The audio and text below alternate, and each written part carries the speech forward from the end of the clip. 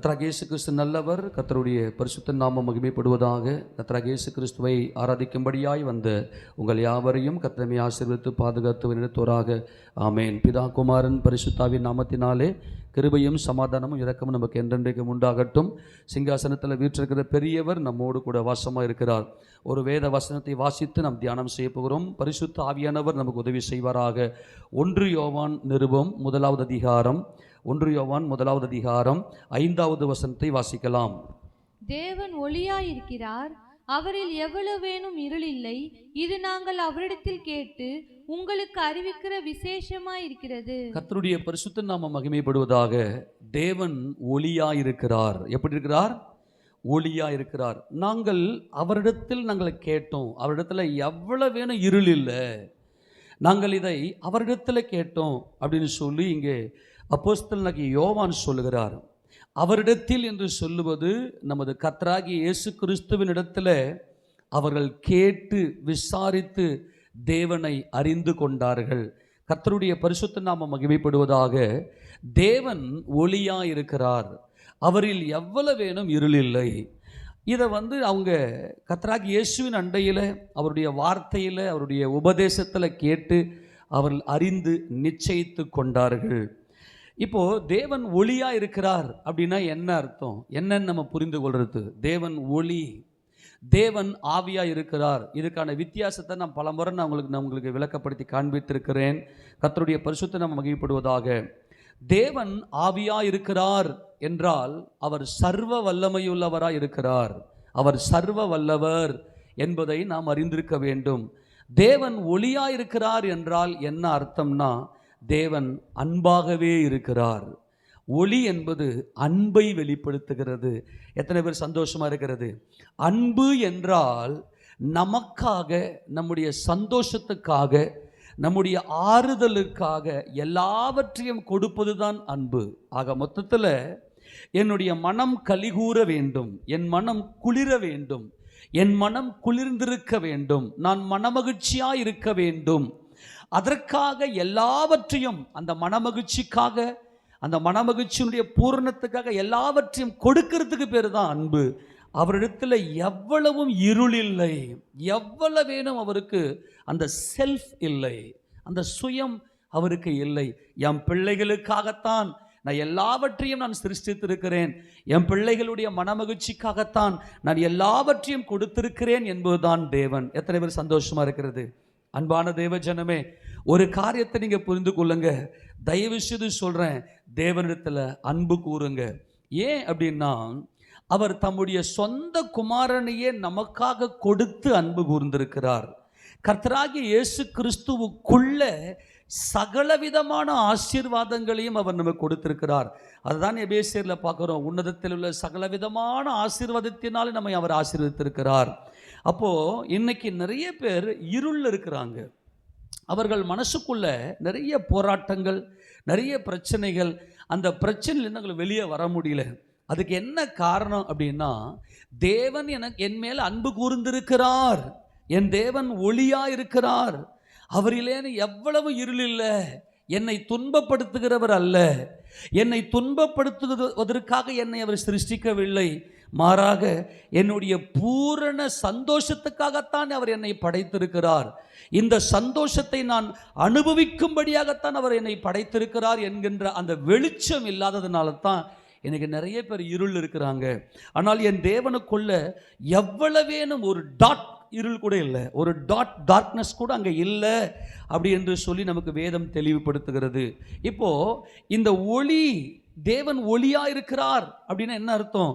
அவர் தேவனை அறியாதிருக்கிற மனுக்குலம், தேவனை அறியாதிருக்கிற இந்த மனிதர்கள் தம்மை அறிந்து கொள்ள வேண்டும் என்பது தான் தேவன் நம்மேல் பாராட்டின மாபெரும் கிருபை. ஏனென்றால் அவர் நித்தியமும் அதரிசனம் உள்ள சர்வ வல்லமையுள்ள தேவனாக இருக்கிறார். அவர் அதரிசனமானவராக இருக்கிறார். ஆனால் தேவன் நம்மேல் வைத்த மாபெரும் அன்பு என்ன தெரியுமா? என் பிள்ளைங்க என்னை அறிய வேண்டும். ஆமேன் சொல்லாமா? என் பிள்ளைங்க என்னை அறிந்து கொள்ள வேண்டும், என் பிள்ளைகள் என் மேலே நான் எவ்வளவாய் அன்பாக இருக்கிறேன் என்பதை அவர்கள் அறிந்து கொள்ள வேண்டும் என்று சொல்லி அவர் கர்த்தராகிய இயேசு கிறிஸ்துவின் மூலமாய், தம்முடைய குமாரன் மூலமாய் அவர் தம்மை வெளிப்படுத்தினாரே, தம்முடைய குமாரன் மூலமாய் அவரை நமக்கு வெளிப்படுத்தினாரே, அதுதான் அவர் நம்மேல் வைத்திருக்கிற மாபெரும் அன்பு. எத்தனை பேர் விசுவாசிக்கிறீங்க? இயேசு கிறிஸ்து அல்லாமல் பிதாவின் அண்டையில் ஒருத்தரும் போக முடியாது. நானே வழியும் சத்தியமும் ஜீவனமாக இருக்கிறேன், என்னாலே அல்லாமல் ஒருவனும் பிதாவினிடத்தில் வரான். அப்போ பிதாவினிடத்தில் நாம் கடந்து வர வேண்டும் என்று தேவன் விரும்புகிறார். இப்போ முதலாவது நாம் செய்ய வேண்டிய ஒரு காரியம் என்ன அப்படின்னா, முதல்ல தேவன் யார்? அவர் அன்புள்ளவர். தேவன் எப்படி தம்முடைய அன்பை வெளிப்படுத்தினார்? தம்முடைய குமாரனாகிய இயேசு கிறிஸ்துவின் மூலமாய் தம்மை அறிந்து கொள்ளும்படியாய், நாம் அவரை அறிந்து கொள்ளும்படிக்கு தேவன் நமக்கு பாராட்டி இருக்கிற அந்த கிருபை இருக்கிறதே, அந்த அன்பு இருக்கிறதே, அது ஈடு இணை இல்லாதது. அவர் முதலாவது நம்மிடத்திலே அன்பு கூர்ந்தபடியினாலே அன்பு உண்டாயிருக்கிறது என்று சொல்லி இங்கே யோவான் தொடர்ந்து எழுதுகிறார். அன்புனா என்ன தெரியுமா? அன்புனா என்ன தெரியுமா? தம்முடைய குமாரனாகிய இயேசு கிறிஸ்துவை இந்த உலகத்துக்கு அனுப்பி அன்பை அவர் வெளிப்படுத்தியிருக்கிறார். மறுபடியும் அந்த வசனத்தை கூட வாசிங்க. இதே 1 யோவான் நிருபத்தில் 4வது அதிகாரத்தில் அதில் 8, 9, 10 வசனங்களை வாசிக்கலாம். அன்பில்லாதவன் தேவனை அறியான், தேவன் அன்பாகவே இருக்கிறார். தம்முடைய ஒரே பேரான குமாரனாலே நாம் பிழைக்கும்படிக்கு தேவன் அவரை இவ்வுலகத்திலே அனுப்பினதினால் தேவன் நம்மேல் வைத்த அன்பு வெளிப்பட்டது. அன்பு எப்படி வெளிப்பட்டது அப்படின்னா, தம்முடைய ஒரே பேரான குமாரனாகி இயேசு கிறிஸ்துவினாலே நாம் பிழைக்கும்படிக்கு. அல்லேலூயா! இந்த பிழைப்பு என்று சொல்லுவது ஜீவன் உண்டாகும்படிக்கு. அன்பு எப்படி வெளிப்பட்டது என்றால், நாம் பிழைக்கும்படியாய், நம்முடைய தேவனை அறிந்து கொள்ளும்படியாய். தேவனை அறிவதே அன்பு, அதுதான் நித்திய ஜீவன். ஒன்றான மெய்தேவனாகிய உம்மையும் நீர் அனுப்பினவராகிய இயேசு கிறிஸ்துவையும் அறிவதே நித்திய ஜீவன். நல்லா கவனிங்க. அன்பு வெளிப்பட்டதாம். எப்படி வெளிப்பட்டதாம்? தமது குமாரனாகிய இயேசு கிறிஸ்துவை இந்த உலகத்தில் அவர் அனுப்பினதினாலே. அவரை அனுப்பினார். நல்லா கவனிக்கணும். ரொம்ப முக்கியமான சத்தியம். தேவன் தம்முடைய குமாரனை இந்த உலகத்துக்கு அனுப்பினதினாலே அன்பு வெளிப்பட்டது. அன்பு என்றால் இயேசு கிறிஸ்து தேவனுடைய குமாரன் என்று விசுவாசிக்கும் போது தான் நமக்குள்ள அன்பு உதயமாகிறது. அடுத்தது 10ஆம் வசனத்துல, நாம் தேவனிடத்தில் அன்பு கூர்ந்ததினால் அல்ல, அவர் நம்மிடத்தில் அன்பு கூர்ந்து நம்முடைய பாவங்களை நிவிர்த்தி செய்கிற கிருபாதார பலியாக தம்முடைய குமாரனை அனுப்பினதினாலே அன்பு உண்டாயிருக்கிறது. அன்பு எப்படி உண்டாயிருக்கிறது அப்படின்னு பார்த்தீங்கன்னா, நம்முடைய பாவங்களை நிவர்த்தி செய்கிற கிருபாதார பலியாக தம்முடைய குமாரனை அவர் அனுப்பினதினாலே அன்பு உண்டாயிருக்கிறது. அன்பான தேவஜனமே, நீங்கள் இந்த சத்தியத்தை நீங்கள் நல்லா புரிந்து கொள்ள வேண்டும். தேவன் தம்முடைய அன்பை எப்படி அவர் வெளிப்படுத்தினார் என்றால், குமாரன் அதுதான் ஒளி. நல்லா கவனிக்கணும். தேவன் ஒளியாக இருக்கிறார் என்றால் தம்முடைய குமாரனுக்காக எல்லாவற்றையும் அவரை கொண்டும் அவருக்கென்றும் அவர் சிருஷ்டித்திருக்கிறார். ஆக அவருடைய பலியினாலே, கிருபாதார பலியினாலே, இயேசு கிறிஸ்துவினுடைய அந்த கிருபாதார பலியினாலே நம்முடைய பாவங்கள் எல்லாம் நிவர்த்தி செய்யும் போது அன்பு உண்டாயிருக்கிறது. இந்த கான்செப்ட் நல்லா புரிந்து கொள்ள வேண்டும். ஆக நாம் என்ன செய்யணும் அப்படின்னா, நாமும் எப்படி நடக்கணும்னாக்கா, ஒருவரிடத்தில் ஒருவர் அன்புள்ளவர்களாக இருக்க வேண்டும் என்று தேவன் நம்ம இடத்துல கேட்கிறார். தொடர்ந்து வாசிங்க இதை. 11ஆம் வசனம். பிரியமானவர்களே, தேவன் இவ்விதமாய் நம்மிடத்தில் அன்பு கூர்ந்திருக்க நாமும் ஒருவரிடத்தில் ஒருவர் அன்பு கூற கடனாளியா இருக்கிறோம். இந்த கடங்காரன்றத ரொம்ப முக்கியமா நம்ம கவனமா பார்க்கணும். எதில் நம்ம கடனாளி அப்படின்னா, இப்போ இயேசு கிறிஸ்துவினுடைய அந்த கிருபாதார பலியினாலே நம்முடைய பாவங்களை தேவன் நிவர்த்தி செய்திருக்கிறார். அதே போல நாமும் தேவனுடைய பிள்ளைகளாக இருப்போமே. ஆனால் என் சகோதரர்கள் பாவிகள், ஆனால் அவர்களுடைய அந்த பாவங்களை நான் சுமந்து கொள்ளுவேன். என் மேல ஒரு சிலுவை இருக்கும். நான் என் சகோதரனுக்கு நான் கடனாளியா இருக்கிறேன். அவன் பாவியா இருக்கும் போதே தேவன் அவனை அன்பு கூர்ந்திருக்கிறார். ஆமேன்னு சொல்லுங்க பார்க்கலாம். நீதிமானுக்காக ஒருவன் மரிப்பது அரிது, நல்லவனுக்காக ஒருவேளை ஒருவன் மரிக்க துணிவான். நாம் பாவிகளாய் இருக்கையிலே கிறிஸ்து நமக்காக மரித்ததினாலே தேவன் நம்மேல் வைத்த தமது அன்பை விளங்கச் செய்தார். இதுதான் ரோமர் 5ஆம் அதிகாரத்தில் நாம் பார்க்கிறோம். இப்போ நாம் என்ன சொல்றாருன்னா, நாம் ஒருவரிடத்தில் ஒருவர் அன்பு கூற கடனாளியா இருக்கிறோமாம். எப்படி இருக்கிறோமா? சரி, இப்போ நல்லா கவனிங்க, இந்த கான்செப்ட் நல்லா புரிஞ்சுக்கணும். ஒளி அப்படின்னா அன்பு. தேவன் ஆவியாய் இருக்கிறார் அப்படின்னா தேவன் சர்வ வல்லவராய் இருக்கிறார். டிஃபரெண்ட் புரியுதா? இதை நம்ம ஏற்கனவே பல முறை பார்த்துருக்கிறோம். சரி, இப்போ நம்மெல்லாம் எதுக்கு, நம்மளாம் யாருங்க? எல்லாம் ஒரு ஆமீன் சொல்லு. நம்மளாம் யாருங்க? கடனாளிகளாக இருக்கிறோமாம். எதுக்கு கடனாளி? எல்லாரும் மேலேயும் அன்பு கூறுவதற்கு நம்ம யாருங்க? கடனாளியாக இருக்கிறோம். அப்போ யாருக்கு இது தெரியும் அப்படின்னா, தேவனோடு கூட ஒரு மனிதன் ஐக்கியப்பட்டிருப்பான் பாருங்க. தேவனிலே ஒருத்த அன்பு கூறுவான் பாருங்க. நம்மளை அன்பாய் சொல்லுகிறேன், தேவனில் அன்பு கூறுங்கள். சபையே, தேவனில் அன்பு கூறுங்கள். தேவனில் எப்படி அன்பு கூற முடியும் அப்படின்னா, தேவனை அறிகிற அந்த அறிவு, கிறிஸ்து இயேசுவை அறிகிற அந்த அறிவில் தான் நாம் தேவனிலே அன்பு கூற முடியும். ஆக முதலாவது நாம் என்ன செய்யணும்னா, நாம் பாவிகளாக இருக்கிறோம். நம்முடைய பாவங்களை நிவர்த்தி செய்கிற கிருபாதார பலியாக இயேசு கிறிஸ்துவை ஒப்பு கொடுத்தார் அப்படின்னு சொல்லும்போது, இயேசு கிறிஸ்துவை அறிகிற அந்த அறிவு, இயேசு கிறிஸ்துவினுடைய அந்த திவ்ய சுபாவத்துக்கு நாம் பங்குள்ளவர்களாக மாறும்போது நாம் என்ன செய்கிறோம் அப்படின்னா, இந்த மாம்ச உலகத்தை விட்டு, இந்த பாவ உலகத்தை விட்டு நாம் ஓட வேண்டும். முதலாவது என்ன செய்யணும்? ஓட வேண்டும். ஏன்னா தேவன் எப்படி இருக்கிறார்? அவர் நித்தியராக இருக்கிறார். அவர் அதரிசனமாக இருக்கிறார். அதரிசனம் அப்படின்னா என்னது சொல்லுங்க? அதரிசனம் என்னது? காணக்கூடாதவர். நல்லா கவனிங்க. காணக்கூடாத அவரை நாம் காண வேண்டும். அப்படின்னா என்ன அர்த்தம்னா, இந்த பாவ உலகத்தை விட்டு, இந்த உலகத்தில் இருக்கக்கூடிய கண்ணில் காணக்கூடிய எல்லா விதமான காரியங்களை விட்டுட்டு ஆழ் மனதில் நாம் ஓட வேண்டும். அதுக்கு பேர் தான் விசுவாசம். நம்ம என்ன செய்யணும்? நம்ம ஓட வேண்டும். தேவனை அறியும்படியாய் நாம் ஓட வேண்டும். அதுதான் விசுவாசம். விசுவாசம்னா என்னது? ஓடுவதுதான் விசுவாசம். இப்போ நம்ம என்ன செய்கிறோம்? எல்லாருமே பாவிகளாக இருக்கிறோம். நான் என் தேவனை அறிய போகிறேன் என்று சொல்லி நம்ம ஓடும்போது தான் நாம் தேவனிடத்திலே அன்பு கூறுகிறோம். ஓடி ஆண்டவருடைய அந்த பிதாவின் அன்புல நாம் பூரணப்பட்டு உடனே திரும்ப வேண்டும். இந்த ஒருவரில் ஒருவர் கடனாளி என்பது என்னன்னா, தேவ அன்புல பூரணப்படும்படியாய் ஓட வேண்டும், விசுவாசிக்க வேண்டும்.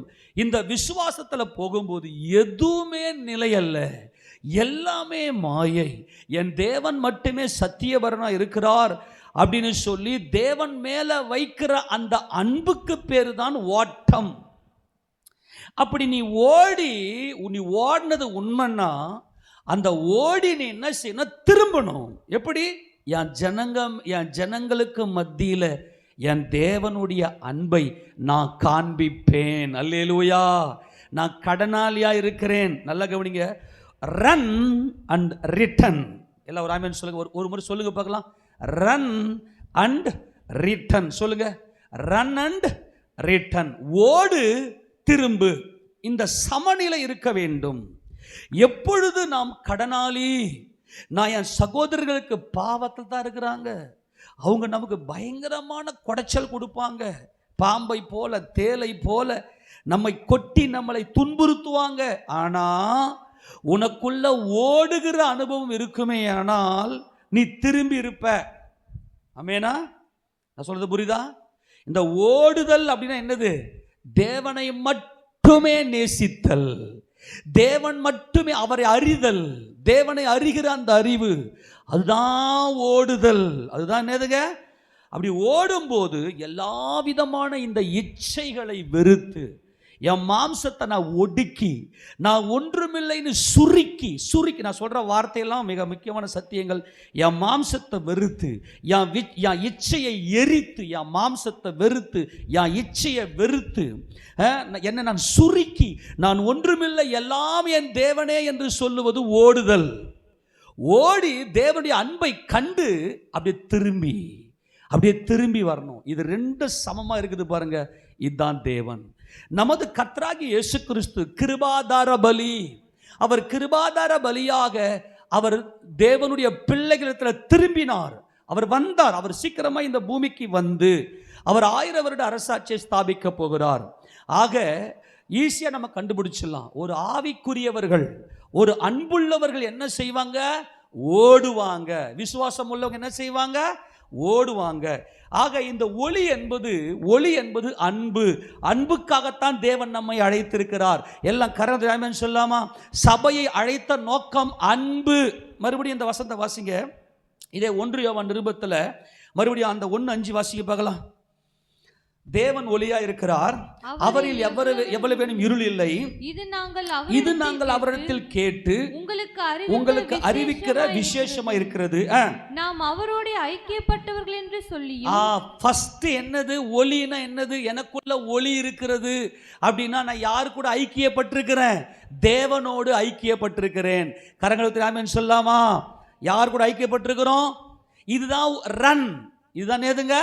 ரன். தேவன் எப்படிப்பட்டவர்? அதரிசனமானவர். அவரை நான் எப்படி அறிந்து கொள்ள முடியும்? நான் ஓடுகிறேன் என்று சொன்னால் என் மாம்சத்தை வெறுத்து, என் இச்சையை எரித்து, என்னை ஒடுக்கி, அதுதான் தேவனை அறிந்திருப்பது, தேவனோடு ஐக்கியப்பட்டிருப்பது.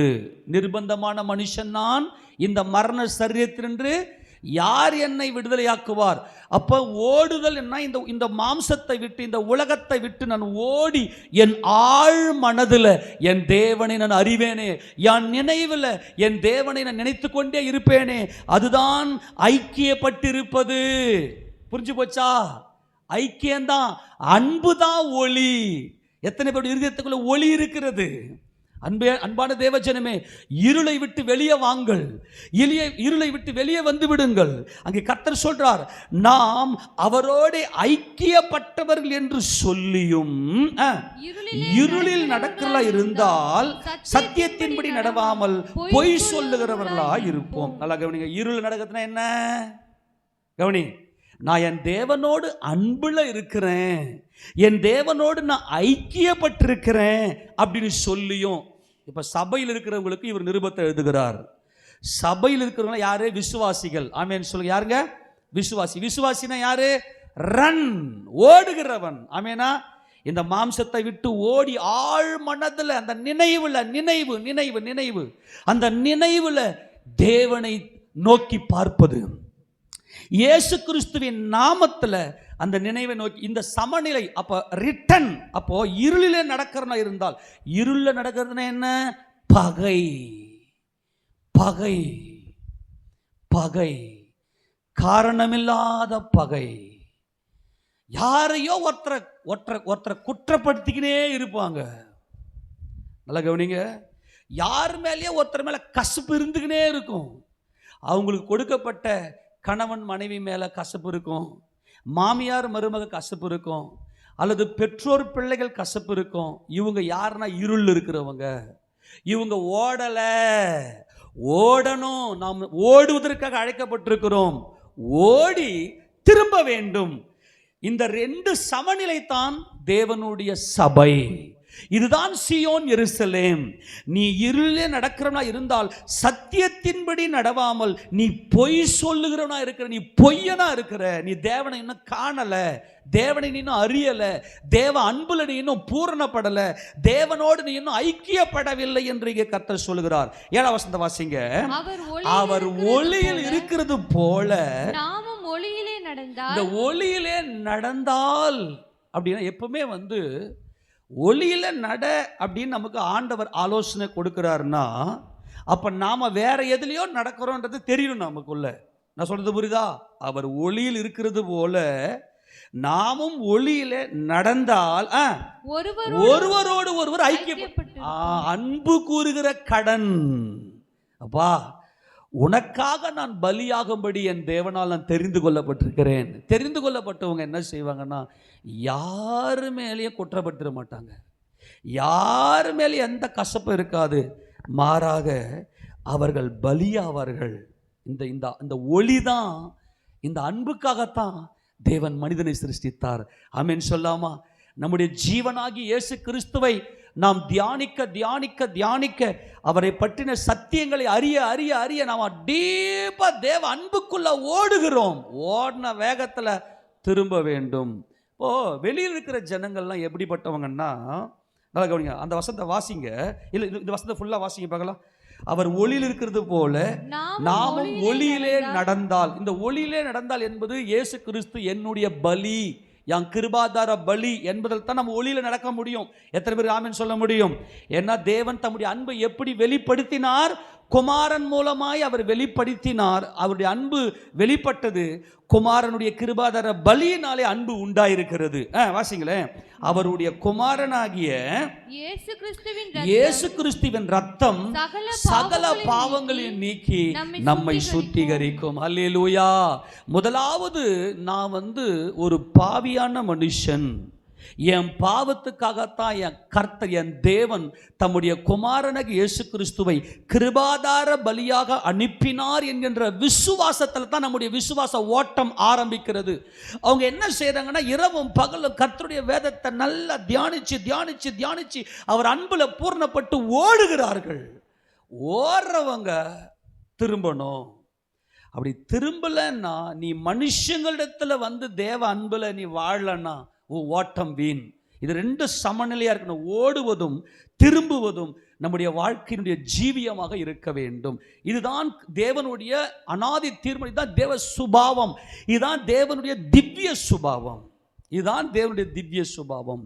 அப்போ சபையில் இருக்கக்கூடிய ஜனங்கள் என்ன செய்யணும் அப்படின்னா, அவங்க ஓடி திரும்பணும். இதுதான் கான்செப்ட். ஆமேனா? Run and return. சொல்லுங்க. ரன் என்றால் என்ன அர்த்தம்? தேவனிடத்தில் அன்பு கூறுவது. ஆமேனா? ஆமேன் சொல்லுங்க. ரன் அனேது வாய்த்தான் சொல். ரன் அனேது தேவனிடத்தில் அன்பு கூறு. ரிட்டர்ன் மனிதனிடத்தில் அன்பு கூறுவது. அவ்வளவுதான். ஆமேனா? ரிட்டர்ன் அது அந்த தேவ அன்பை உன்னிலிருந்து உன் சகோதரனுக்கு வெளிப்படுத்துவதான் ரிட்டர்ன், திரும்புதல். இது ரெண்டும் கரெக்டா பேலன்ஸ் இருந்தா தான் சியோன் எருசலேம். ஆனா சபையில் இருக்கிற ஜனங்க என்ன பண்ணாங்க அப்படின்னா, என்ன பண்ணுவாங்க அப்படின்னா, இவர்களுடைய அந்த பாவ சுபாவம் அப்படியே வெளிப்படும். இன்னைக்கு இருக்கிற மனுஷங்களை யார் அறியல? தேவனை அறியல. தேவனை அறியாத இருக்கிற இந்த ஜனங்க, நாங்க அன்புள்ளவர்கள் அப்படின்னு சும்மா ஏமாத்திக்கின்னு உலகத்தில் இருக்கிற ஜனங்களை சுத்துதுங்க. உண்மையா இல்லையா? உலகத்தில் இருக்கிற ஜனங்களை யார் அறியல? அன்பில்லாதவன் தேவனை அறியான். ஆக இந்த அன்பு உள்ளவன் என்று சொன்னால் யார் என்று சொன்னால், என் இயேசு கிறிஸ்துவின் ரத்தம் என் பாவங்களை நீக்கி என்னை சுத்திகரிக்கிறது என்று தான் ஒரு பாவி என்று உணர்ந்தவன் தான் அன்புள்ளவன். ஆமேனா? அன்புள்ளவன்னா யாருங்க? நான் பாவி என்று உணர்ந்தவன் அன்புள்ளவன்.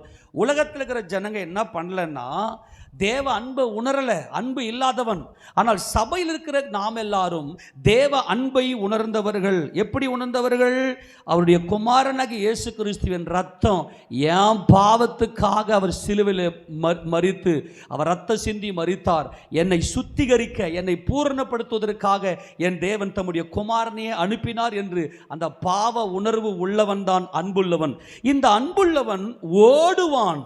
தேவன் அண்டையில் ஐக்கியப்படும்படியாய், தேவனோடு கூட ஐக்கியத்தில் பலப்படும்படியாய் இவன் ஓடி அந்த அன்பை அப்படியே ஜனங்களுக்கு கொடுப்பான். திரும்புவான், அப்படியே திரும்புவான். ஆனால் இந்த உலகத்தில் இருக்கிற ஜனங்க எப்படி இருந்தாங்களோ அதே போல சபையில் இருக்கிற ஜனங்களும் அதே மாதிரி இருப்பாங்க. எச்சரிக்கை அப்படின்னு யூதா ஒரு எச்சரிக்கை கொடுக்கிறார். இவங்க ஓடவே மாட்டாங்க. ஓடினா தானே திரும்ப முடியும். ஆமென் சொல்லுங்க பார்க்கலாம். நம்மெல்லாம் எதுக்காக அழைக்கப்பட்டிருக்கிறோம்? ஓடுவதற்காக அதாவது விசுவாசத்தில் நம்ம பூரணப்படும்படியாக அழைக்கப்பட்டிருக்கிறோம். யூதா என்ன சொல்றது? வாசிக்க பார்க்கலாம். யூதாவின் புத்தகத்தில் இப்படிப்பட்ட ஆத்துமாக்கள் சபையில் இருந்து கொண்டு இவங்க தேவனுக்கு விரோதமான பாவிகளாகவே இருப்பாங்க. வாசிக்க 16 வசனம். இவர்கள் முறுமுறுக்கிறவர்களும். இவங்க என்ன செய்வாங்க? திருப்தியே அடைய மாட்டாங்க. எப்போ பார்த்தாலும் குறை சொல்லிக்கினே தங்களுடைய வாழ்க்கையை பற்றி, ஐயோ என்ன வாழ்க்கை இது, எவர் எனக்கு இது குறை, எனக்கு அது குறை, எனக்கு இது இல்லை, எனக்கு அது இல்லை, எனக்கு இப்படி இல்லை, நான் இது இல்லை. திருப்தியே இல்லாமல் முறுமுறுக்கிற ஒரு அனுபவம், முறுமுறுக்கிற அனுபவத்திலேயே இருப்பாங்க. இதுதான் ஒரு உலகத்தானுடைய வேலை. இந்த முறுமுறுப்பு கர்த்தருக்கு அருவருப்பு.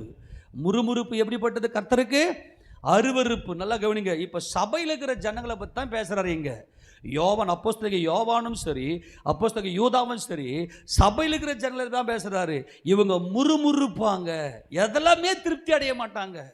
எப்போ பார்த்தாலும் எதாகிலும் சொல்லிக்கினே நான் எனக்கு ஏன் இதுதான் சுயநீதி. இந்த பாருங்க, எனக்கு இது கிடைக்கல, எனக்கு உடம்புல எப்போ பார்த்தாலும் வலி, அப்புறம் என் வீட்டுக்காரன் பிரச்சனை, என் மனைவி பிரச்சனை, என் பிள்ளைங்க பிரச்சனை, எங்கள் அப்பா எங்கள் அம்மா சரியில்லை, இந்த பாரு சாப்பிட்றேன். சில பேரை பார்த்தா புலம்பிக்கினே இருப்பாங்க. இதெல்லாம் உலகத்தான் பண்ணுற வேலை. அப்படிப்பட்டவன் சபையில் வந்து உட்காந்துன்னு இதையே செய்வாங்க. இவங்க சும்மா டூப்ளிகேட் கிறிஸ்தவங்க, அன்பில்லாதவனுங்க இவனுங்க. அதை தான் இங்கே சொல்கிறார், வாசிக்க. இவர்கள் முறுமுறுக்கிறவர்களும், அப்புறம் முறையீடு. எப்போ பார்த்தாலும் ஒரு வழக்கு. இந்த பாருங்க, இங்கே வா, இவன் என்ன தெரியும் பண்ணா, இந்த பார் இங்கே வாங்க, ஒரு வழக்கை கையில் வச்சுக்கின்னு முறையிட்டுக்கின்னு இருப்பாங்க. இந்த பாருங்க, ஆதாரத்தோடு. இந்த பாருங்க, ஆனால் நாம் அன்பு கூறுகிற கடனாளியா இருக்கிறோம். அன்பே இன்னும் எனக்கு ஓப்பன் ஆகலையே. இவங்க எப்படிப்பட்டவங்க? அந்த பாருங்க, முறையிடுறவங்க ஒரு வழக்கை கையில் வச்சுக்கின்னு, வழக்குன்னா என்னது? ஆதாரங்க பக்கம் இருக்கும், எல்லா எவிடன்ஸும் கையில் வச்சுருப்பாங்க. கையில் வச்சுக்கணும். முதல்ல இவங்க முறுமுறுக்கிறவங்க, திருப்தி இல்லாதவங்க, எங்கே விட்டாலும் திருப்தியாக இருக்க மாட்டாங்க. அவங்க மனம் அப்படியே பரபரன்னு ஊர்ந்துக்கினே போவோம். இவங்க முறையிடு அதாவது வந்து முறுமுறுக்கிறவங்க. முறையிடுறவங்கன்னா யாருன்னா, அவங்க யார் பக்கத்தில் போய் நின்னாலும் ஒரு குறையை கண்டுபிடிச்சி அவங்க மேலே குறை சொல்லிட்டு வந்துடுவாங்க. பக்க ஆதாரத்தை கையில் வச்சுருப்பாங்க. ஆனால் தேவனுடைய பிள்ளைங்க அன்பு கூறுகிறதுக்கு கடனாளியா நான் இருக்கிறேன். அவங்க பாவம் கண்ணுக்கு தெரியாது, தேவன் மட்டுமே கண்ணுக்கு தெரிவார். இதுதான் சொல்ற. இவங்க முறுமுறுக்கிறவர்களும் முறையிடுகிறவர்களும் தங்கள் இச்சைகளின்படி நடக்கிறவர்களுமா இருப்பார்கள். எப்படி? இவங்க எப்படி இருப்பாங்க? தங்களுடைய இச்சை ஈஸியாக கண்டுபிடிச்சலாம். நீங்கள் வேதத்தை நல்லா ஆராய்ச்சி பண்ணி கண்டுபிடிச்சிங்கன்னா, வேதத்தை நீங்கள் ஆராய்ந்தீங்கன்னா ஒவ்வொரு மனிதனுடைய சுபாவத்தை கண்டுபிடிச்சிடலாம். இவங்க யாரும் இவங்களுக்கு வந்து ஒரு தலைமைத்துவத்துக்கு கீழ்ப்படிய மாட்டாங்க. இப்போ பார்த்தீங்கன்னா, என் கணவன் இருக்கிறார், என் மனைவி, அதாவது வந்து எங்கள் அப்பா இருக்கிறார். இப்போ நீங்கள் பிள்ளைங்கள்லாம் பார்த்தீங்கன்னா அப்பா அம்மாவுக்கு கீழ்ப்படுகிறது கிடையாது. தங்களுடைய இச்சையின்படி விட்டுடணும். அந்த பிள்ளைங்களை வந்து கண்ட்ரோல் பண்ணி இதை செய்யக்கூடாதுடா, இப்படி இருக்கக்கூடாது, இப்படி தான் இருக்கணும்னு சொன்னால் அவங்களால ஒத்துக்க முடியாது. இதை பெற்றவங்க தான் கரெக்டாக வளர்க்கணும். இது அம்மாவுடைய அந்த அந்த வளர்ப்பல் தான் அது இருக்குது. இவங்க என்ன செய்வாங்கன்னா இச்சையின்படி நடப்பாங்க. யாராச்சும் இதை இப்படி பண்ணக்கூடாதுன்னு சொன்னால் உடனே அவங்களுக்கு அப்படி பயங்கரமாக பாம்பு மாதிரி சீருவாங்க இவங்க. இவருடைய வாய் எதை பேசும்? இருமாப்பான பயங்கரமான லா பேசும், இருமாப்பா பேசும். அப்படியே சுயநீதி இந்த சுயநீதியை வச்சு பயங்கரமா பேசும், இருமாப்ப பேசும். அப்புறம் தற்பொழிவுக்காக முகஸ்துதி, என்னை பத்தி பெருமையா பேசணும், அவ்வளவுதான். மகிமையெல்லாம் யாருக்குங்க? தேவனுக்கு தான் மகிமை. அப்போ என்ன செய்யணும்னா, இதெல்லாம் பார்த்தோன்னா இது வந்து உலகத்தான் பண்ணுற வேலை. தற்பொழிவுக்காக முகஸ்துதி செய்வாங்க, தங்களை பற்றி பெருமையாக பேசணும். எப்போ பார்த்தாலும் பெருமையாக பேசிக்கிட்டே இருக்கணும். அவங்களுடைய சின்ன விஷயத்தை கொஞ்சம் கரெக்ஷன் பண்ணால் கூட புஷ்ன்னு போயிடுவாங்க. ஒரே ஒரு சின்ன விஷயம் கரெக்ஷன் பண்ணி இவங்க இச்சையின்படி நடக்கிறவர்கள். ஆனால் நீங்களோ பிரியமானவர்களே, நம்முடைய கர்த்தராகிய இயேசு கிறிஸ்துவினுடைய அப்போஸ்தலரால் முன் சொல்லப்பட்ட வார்த்தைகளை நினைவு கூறுங்கள். அப்போஸ்தலருடைய உபதேசம் என்ன? இந்த அப்போஸ்தலர்கள் ஓடினவர்கள். ஆமென் சொல்லுங்க பார்க்கலாம். இவங்க யாருங்க? இவங்க ஓடினவர்கள், ஓடி திரும்பினவர்கள். இதுதான் அப்போஸ்தலர், தீர்க்கதரிசிகள் என்பவர்கள். அப்போஸ்தலராகிய பவுல் என்ன செய்தார்? 1 கொரிந்தியர் 9ஆம் அதிகாரத்தில், 1 கொரிந்தியர் 9ஆம் அதிகாரத்தில் அதில் 24 வாசிக்க பார்க்கலாம். பந்தயசாலையில் ஓடுகிறவர்கள் எல்லாரும் ஓடுவார்கள், ஆகிலும் ஒருவனே பந்தயத்தை பெறுவான் என்று அறியீர்களா? நீங்கள் பெற்றுக்கொள்ளத்தக்கதாக ஓடுங்கள். எல்லா கரங்களை உயர்த்தி ஒரு ஆமென் சொல்லுங்க பார்க்கலாம். அல்லேலூயா. தேவ அன்புக்காக தேவன் அன்புக்காகத்தான் நம்மை சிருஷ்டித்திருக்கிறார். நல்லா கவனிங்க, மனுஷனை யாருங்க? ஜீவாத்மா தான் மனுஷன். மனுஷன் யாரு? ஜீவாத்மா. தேவன் அந்தபடி முந்தின மனுஷனாகிய ஆதாம் ஜீவாத்மாவானான். அப்படியே பிந்தின ஆதாம் உயிர்ப்பிக்கிற ஆவியானார். தேவன் எப்படி இருக்கிறார்? ஆவியா இருக்கிறார். இயேசு கிறிஸ்து என்ன ஆனார்? ஆவி ஆனார். 1 Corinthians 15 அதிகாரத்தில் வாசிக்கிறோம் இல்லையா? முந்தின மனுஷனுக்கு ஆதாம் ஜீவாத்மா. ஜீவாத்மா அப்படின்னா என்ன அர்த்தம்னா, அவன் ஆவியோடு செயல்படுகிறான். அவன் ஆத்துமாவில் ஆவி இருக்கிறது. ஆவி இருக்கிறது தான் ஜீவாத்மா. இவன் என்ன செய்யணும்னா ஓடணும். ஆவியாயிருக்கிற தேவனை அறிந்து கொள்வதற்காக இவன் ஓட வேண்டும். இப்போ பவுல் சொல்றாரு, எப்பா பந்தய சாலையில் ஓட்ட பந்தயத்தில் ஓடுறவன்லாம் அந்த கிரீடத்தை பெற்றுக்கொள்ளும்படியாய் வெற்றி பெறும்படியாக ஓடுறான். அதே போல் நீங்கள் பெற்றுக்கொள்ளத்தக்கதாக ஓடுங்கடா. ஃபஸ்ட்டு நாம் செய்ய வேண்டிய முதல் காரியம் தேவனிடத்திலே அன்பு கூற வேண்டும். தேவனை நல்ல ஆராயுங்க. அவருடைய குமாரனாகிய இயேசு கிறிஸ்துவை ஆராய்ந்து பாருங்கள். வேத வாக்கியங்களை ஆராய்ந்து பாருங்கள். அவைகளால் உங்களுக்கு நித்திய ஜீவன் உண்டு என்று எண்ணுகிறீர்களே, என்னை குறித்து சாட்சி கொடுக்கிறவைகள் அவைகளே என்று கர்த்தர் சொன்னாரே. அப்படி ஓடுங்க அப்படின்னு சொன்னா என்ன அர்த்தம்னா, நல்ல விசுவாசத்தில் பலப்படுத்தும்படியாய் தேவன் மேல அன்பு கூறுங்க. தேவ அன்புல வாழுங்க. தேவனுடைய அன்பை ஆராய்ந்து பாருங்க. அடுத்து சொல்ற 25ல, பந்தயத்துக்கு போராடுகிற யாவரும் எல்லாவற்றிலேயும் இச்சையடக்கமாக இருப்பார்கள். அவர்கள் அழிவுள்ள கிரீடத்தை பெறும்படிக்கு அப்படி செய்கிறார்கள். நாமோ அழிவில்லாத கிரீடத்தை பெறும்படிக்கு அப்படி செய்கிறோம். இப்போ என்ன பண்ண, பந்தயத்துக்கு ஓடுன போராட்டம் என்னதுங்க?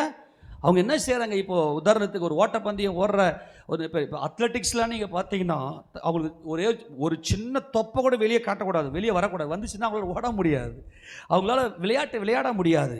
அப்போ அவன் என்ன செய்வான்னா, இச்சை அடக்கமாய் அவங்க சாப்பிட்ற சாப்பாட்டில், அவங்க தூங்குற தூக்கத்தில், அவங்களுடைய நடைமுறை வாழ்க்கையில் ஒவ்வொன்றிலையும் பார்த்தீங்கன்னா அவங்க அவ்வளவு இச்சை அடக்கமாக இருப்பார்கள். அதை தான் நான் சொன்னேன். இப்போ இந்த ஓடுதல் அப்படின்னா என்ன அர்த்தம்னா, நம்மை நாம் வெறுப்பதும் நம்முடைய இச்சைகளை எரிப்பதும். அப்புறம் என்ன மூணாவது என்ன சொன்னேன்? அவனுடைய இச்சைகளை எரித்து நம்முடைய ஆழ் மனதில் தேவனுடைய அன்பை நிலைநாட்டுவது தான் என்னது? இந்த ஓடுவது. அவங்க என்ன செய்கிறாங்கன்னா, அழிஞ்சு போகிற கிரீடத்துக்காக அவங்க அப்படி ஓடுறாங்க. நாமும் அழிவில்லாத கிரீடம். அழிவில்லாத என்னது? நித்திய ஜீவன். தேவன் எப்படிப்பட்டவர்? நித்தியமானவர், அழிவில்லாதவர். நித்தியமும் அழிவில்லாமையும், சொல்லுங்க, நித்தியமும் அழிவில்லாமையும் அதரிசனமுள்ள ராஜனுமாய் தாம் ஒருவரே ஞானமுள்ள தேவனமாய் இருக்கிற அவருக்கே என்றென்றைக்கும் வல்லமையும் மகிமையும் கனமும் சதாக்களும் உண்டாவதாக. இப்போ சொல்றாரு, நாம தேவனிடத்தில் அன்பு கூறும்படி ஓடுங்க. அவரிடத்தில் அன்பு கூர்ந்தது உண்மையானால் ரிட்டன் அந்த அன்பை மனுஷனுக்கு காண்பி. ஆமென் சொல்லாமா? அந்த அன்பை யாருக்கு காண்பி? மனுஷனுக்கு காண்பி. அப்போ வாசிக்க பார்க்கலாம், தொடர்ந்து வாசிங்க. ஆதலால் நான் நிச்சயமில்லாதவனாக ஓடேன், ஆகாயத்தை அடிக்கிறவனாக சிலம்பம் பண்ணேன். இப்ப சிலம்பம் பண்ணணும் அப்படின்னா இன்னொருத்தர் கூட நம்ம என்ன பண்ணணும்? சிலம்பம் பண்ணணும். யார் கூட சிலம்பம் பண்ணணும்? இன்னொருத்தர் கூட நம்ம சிலம்பம் பண்ணணும். இப்போ அந்த சிலம்பம் பண்ற அந்த கொம்பை எடுத்து மேல ஆகாயத்தில் பண்ணா கிரீடம் கிடைக்குமா? கிடைக்காது தானே? அப்போ நான் என்ன சொல்கிறேன், பவுல் என்ன சொல்கிறாரு, என் மாம்சத்தை நான் ஒடுக்கி என் தேவன் மேலே ஆசை வைத்து நான் ஓடுகிறேன். அதுக்கு தான் சபையில் அழைக்கப்பட்டிருக்கிறோம். சில பேரை பார்த்தீங்கன்னா என்ன பண்ணுவாங்கன்னா, வாசிங்க அடுத்த வசனம் 27, மற்றவர்களுக்கு பிரசங்கம் பண்ணுகிற நான் தானே ஆகாதவனை போகாதபடிக்கு என் சரீரத்தை ஒடுக்கி, இதாங்க ஓடுவது. ஏன்னா ராஜ்யமும் வல்லமையும் மகிமையும் என்றென்றைக்கு யாருடையது? தேவனுடையது. அப்போ தேவன் ஒளியா இருக்கிறார். அப்ப நான் எனக்குள்ள இந்த ஒளி வரணும்னா நான் என் தேவன் மேல அன்பு கூற வேண்டும். அவள்தான் ஃபர்ஸ்ட் கான்செப்ட். யாரெல்லாம் தேவனிடத்தில் அன்பு கூறுகிறார்களோ அவர்களிடத்துல ஒளி இருக்கிறது. அவங்ககிட்ட என்ன இருக்குது? ஒளி இருக்கிறது. ஏன்? தேவன் தம்முடைய குமாரனாகிய இயேசுவை இந்த உலகத்துக்கு நம்முடைய கிருபாதார பலியாக ஒப்பு கொடுத்த அந்த அன்பு நமக்குள்ளே பூரணப்படுகிறது. இப்போ நிறைய பேர் என்ன நினைக்கிறாங்கன்னா, இப்போ பவுல் சொல்றாரு, அவர் போராடுறாரு. அவர் என்ன செய்றாரு?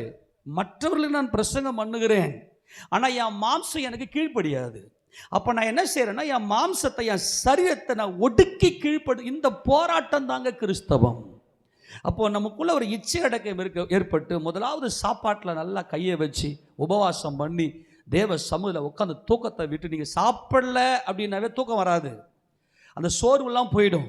தேவனுடைய அன்பை நீங்கள் புரிந்து கொண்டு நல்லா ஓடலாம். நல்லா ஓடின வேகத்தில் ரிட்டன் வரணும், அப்படியே திரும்பி வரணும். ஏன்னா தேவ அன்பு அவ்வளவு பெரிதாக இருக்கிறது. ஆக ஓடுவதும் திரும்புவதும் தான் இந்த சமநிலை பிரமாணம். இப்போ அப்போஸ்தலன் பவுல் சொல்றாரு இல்லையா, எபிரேயர் நிருபம் 12ஆம் அதிகாரத்தில் இந்த ஓடுவதும் திரும்புவதும், அந்த 12ஆம் அதிகாரம் 1ஆம் வசனத்தை வாசிங்க வேகமா. ஆகையால் மேகம் போன்ற இத்தனை திரளான சாட்சிகள் நம்மை சூழ்ந்து கொண்டிருக்க, பாரமான யாவற்றையும், இந்த பாரம் தாங்க மனுஷங்கள் நிமித்தம் தான் இந்த பாரம் வரும். இந்த மனுஷனுக்கு இவங்க யார் மேலே கசப்பு வச்சா பாரம் வந்துடும். யார் யார் மேலே நீ கசப்பு வச்சியோ, யார் யார் மேலே நிறைய காசு பணம் அப்புறம் இந்த உலக பொருளாசை இது மேலாம் உங்களுக்கு சிந்த போச்சுன்னா பாரம் வந்துடும். உலக பொருள் மேலே ஆசை வைப்பீங்க, அந்த ஆசையெல்லாம் உள்ளே வந்துச்சுன்னாவே பாரம் வந்துடும். நல்லா கவனிங்க. ஏன் பாரம்? வெயிட்டை தூக்கி உள்ளே வச்சுக்குவீங்க. என்னது? உலக பொருள், மனுஷங்க மேலே கசப்பு, இதெல்லாம் உள்ளே வந்துச்சுனாவே உன் இதயம் பாரம் ஆகிடும். திடீர்னு உள்ளுக்குள்ளே அப்படியே இருள் சூழ்ந்துக்கும். அப்போ இங்கே சொல்கிறாரு, பாரமான யாவற்றையும் நம்மை சுற்றி நெருங்கி நிற்கிற பாவத்தையும் தள்ளிவிட்டு விசுவாசத்தை துவக்குகிறவரும் முடிக்கிறவருமாய் இருக்கிற இயேசுவை நோக்கி நமக்கு நியமித்திருக்கிற ஓட்டத்தில் பொறுமையோடே ஓட கடவோம். கரங்களை ஊற்றி சொல்லாமா? யாரை நோக்கி ஓடணும்? இயேசு ராஜாவை. இயேசு ராஜா எங்க இருக்கிறாரு? பிதாவாகிய தேவனுடைய வலது பாரசத்தில் உட்கார்ந்து இருக்கிறார். ஆக தேவ அன்பை நோக்கி ஓடிட்டு திரும்பு. எப்படி திரும்பு? 2ஆம் வசனத்தை வாசிங்க. அவர் தமக்கு முன் வைத்திருந்த சந்தோஷத்தின் பொருட்டு அவமானத்தை எண்ணாமல் சிலுவையை சகித்து தேவனுடைய சிங்காசனத்தின் வலது பாரசத்தில். இப்ப இயேசு ராஜா ரிட்டன். இயேசு ராஜா உலகத்தில் இருக்கிற எல்லாருடைய பாவங்களையும் அவமானத்தையும் அந்த சிலுவையும் சகித்தது போல, பாவியாயிருக்கிற உன் கணவன், பாவியாயிருக்கிற உன் மனைவி, பாவியாயிருக்கிற உன் பிள்ளைகள், பாவியாயிருக்கிற உன்னுடைய பெற்றோர், அவங்களுடைய அந்த சிலுவையை சுமக்கிற அனுபவத்தை நீ காண்பி. முறுமுறுப்பில்லாம, முறையிடாம, இச்சையின்படி நடக்காம, ஆமென், முகஸ்துதிக்காக, அதாவது தற்பொழிவுக்காக, தற்புகழ்ச்சிக்காக மற்றவங்களுக்கு முகஸ்துதி செய்கிற அந்த அனுபவம் இல்லாம நீ என்ன செய்ய? ரன் அண்ட் ரிட்டன், ஓடு. அடுத்தது ஜனங்கள் தேவ அன்பை உணர்ந்து கொள்ளும்படி உன் அன்பை காண்பி. இதுதாங்க சியோன் எருசலேம். இதுதான் இந்த சமநிலை பிரமாணம் தான் தேவனுடைய அன்பாய் இருக்கிறது. இதை தான் அப்போஸ்தலனாகிய பவுல் பிலிப்பியருக்கு எழுதும்போது, நான் ஓடினதும் பிரயாசப்பட்டதும் அப்படின்ற இந்த ரன் அண்ட் ரிட்டனை பற்றி பேசுவார். வாசிக்க பிலிப்பியருக்கு நிருபம் 2ஆம் அதிகாரம் 14வது வசனத்தை வாசிக்கலாம். நான் வீணாக ஓடினதும். நல்ல கவனி, ஓடினதுன்னா என்ன அர்த்தம்? விசுவாசத்துல தேவ அன்பை நோக்கி ஓடுகிறார். தேவன் மேல வைத்திருக்கிற மாறாத எல்லையில்லாத ஒரு நேசம், அந்த முழு மனதோடு தேவனை நேசிக்கிற அந்த நேசம் தான் ஓடுவது. இரவும் பகலும் கர்த்தருடைய வேதத்தில் தியானமா இருந்து தேவனை பற்றின நினைவுகளிலே அவருடைய அன்புல பரிபூர்ணப்படுவது தான் ஓடுவதும். அடுத்தது, வீணாக பிரயாசப்பட்டதும் இல்லை. இந்த பிரயாசப்படுவது ரிட்டர்ன், திரும்புதல். ஆமென். எதுக்கு பிரயாசப்படுறாரு? தேவன் உன் மேல எவ்வளவு அன்பா இருக்கிறார் என்பதை நான் என்னிலிருந்து பார். தேவன் உன்மேல எவ்வளவு அன்பா இருக்கிறார் என்பதை என்னிலிருந்து பார், எனக்குள்ளிருந்து தேவனை பார். நான் வீணாக பிரயாசப்பட்டதும் இல்லை என்கின்ற மகிழ்ச்சி. இந்த ரன் அண்ட் ரிட்டன், நான் ஓடினதும் நான் வீணாக பிரயாசப்பட்டதும் இல்லை என்கின்ற மகிழ்ச்சி கிறிஸ்துவின் நாளில் எனக்கு உண்டாயிருப்பதற்கு. இந்த நாள்ல, இந்த கிறிஸ்துவின் நாளில் தான் ரகசிய வருகையில எடுத்துக்கொள்ளப்பட வேண்டுமே. ஆனால் ரன் அண்ட் ரிட்டன். அல்லேலூயா. நீ நல்ல வேதத்தை ஆராய்ந்து பார்த்தனா, தேவனுடைய அன்புல பரவசமாகி எல்லையில்லாத அளவில்லாத அந்த அன்பு, ஈடு இணை இல்லாத ஒப்பில்லாத அந்த அன்புல நீ பூர்ணப்பட்டு நீ அவரோடு ஐக்கியப்பட்டிருப்ப. அவரோடு கூட நீ ஐக்கியப்பட்டிருக்கிறது உண்மையானால் அவரால் படைக்கப்பட்ட தேவ பிள்ளை அந்த உறவுல நீ ஐக்கியப்பட்டிருப்ப. மாமியார் உறவு, மருமகள் உறவு, கணவன் உறவு, அப்பா அம்மா உறவு, அது ரகசியம். குடும்பம் ரகசியம், அது அன்பு. அந்த அன்பு உனக்குள்ள வரணும். அப்ப பவுல் சொல்றாரு, நான் வீணா ஓடினதும் நான் வீணா பிரயாசப்பட்டதும் இல்லை என்கின்ற மகிழ்ச்சி. அல்லேலூயா. அன்பு சந்தோஷத்தை கொடுக்குங்க. அப்போ ரன் அண்ட் ரிட்டர்ன் எனக்குள்ள இருக்கணும். அந்த மகிழ்ச்சி கிறிஸ்துவின் நாளில் எனக்கு உண்டாயிருப்பதற்கு ஜீவ வசனத்தை பிடித்து கொண்டு உலகத்திலே சுடர்களை போல பிரகாசிக்கிற நீங்கள். அப்போ அவங்களுக்கு வசனத்தின் மேல தாகத்தை ஏற்படுத்தி நம்முடைய குடும்பத்தாரை இந்த அன்புல பூர்ணப்படுத்தணும்னா அவங்க என்ன செய்யணும்? இந்த மாம்ச சரீரத்தை ஒடுக்கி ஓடணும். இவங்க ஓடுறாங்க அப்படின்னாவே ஃபாஸ்டிங்ல விழுந்து கிடப்பாங்க, வேத ஆராய்ச்சியில் அப்படியே விழுந்து கிடப்பாங்க. ஆண்டவரே உமது அன்பு, அது நித்திய அன்பு, அது ஈடு இல்லாத அன்பு.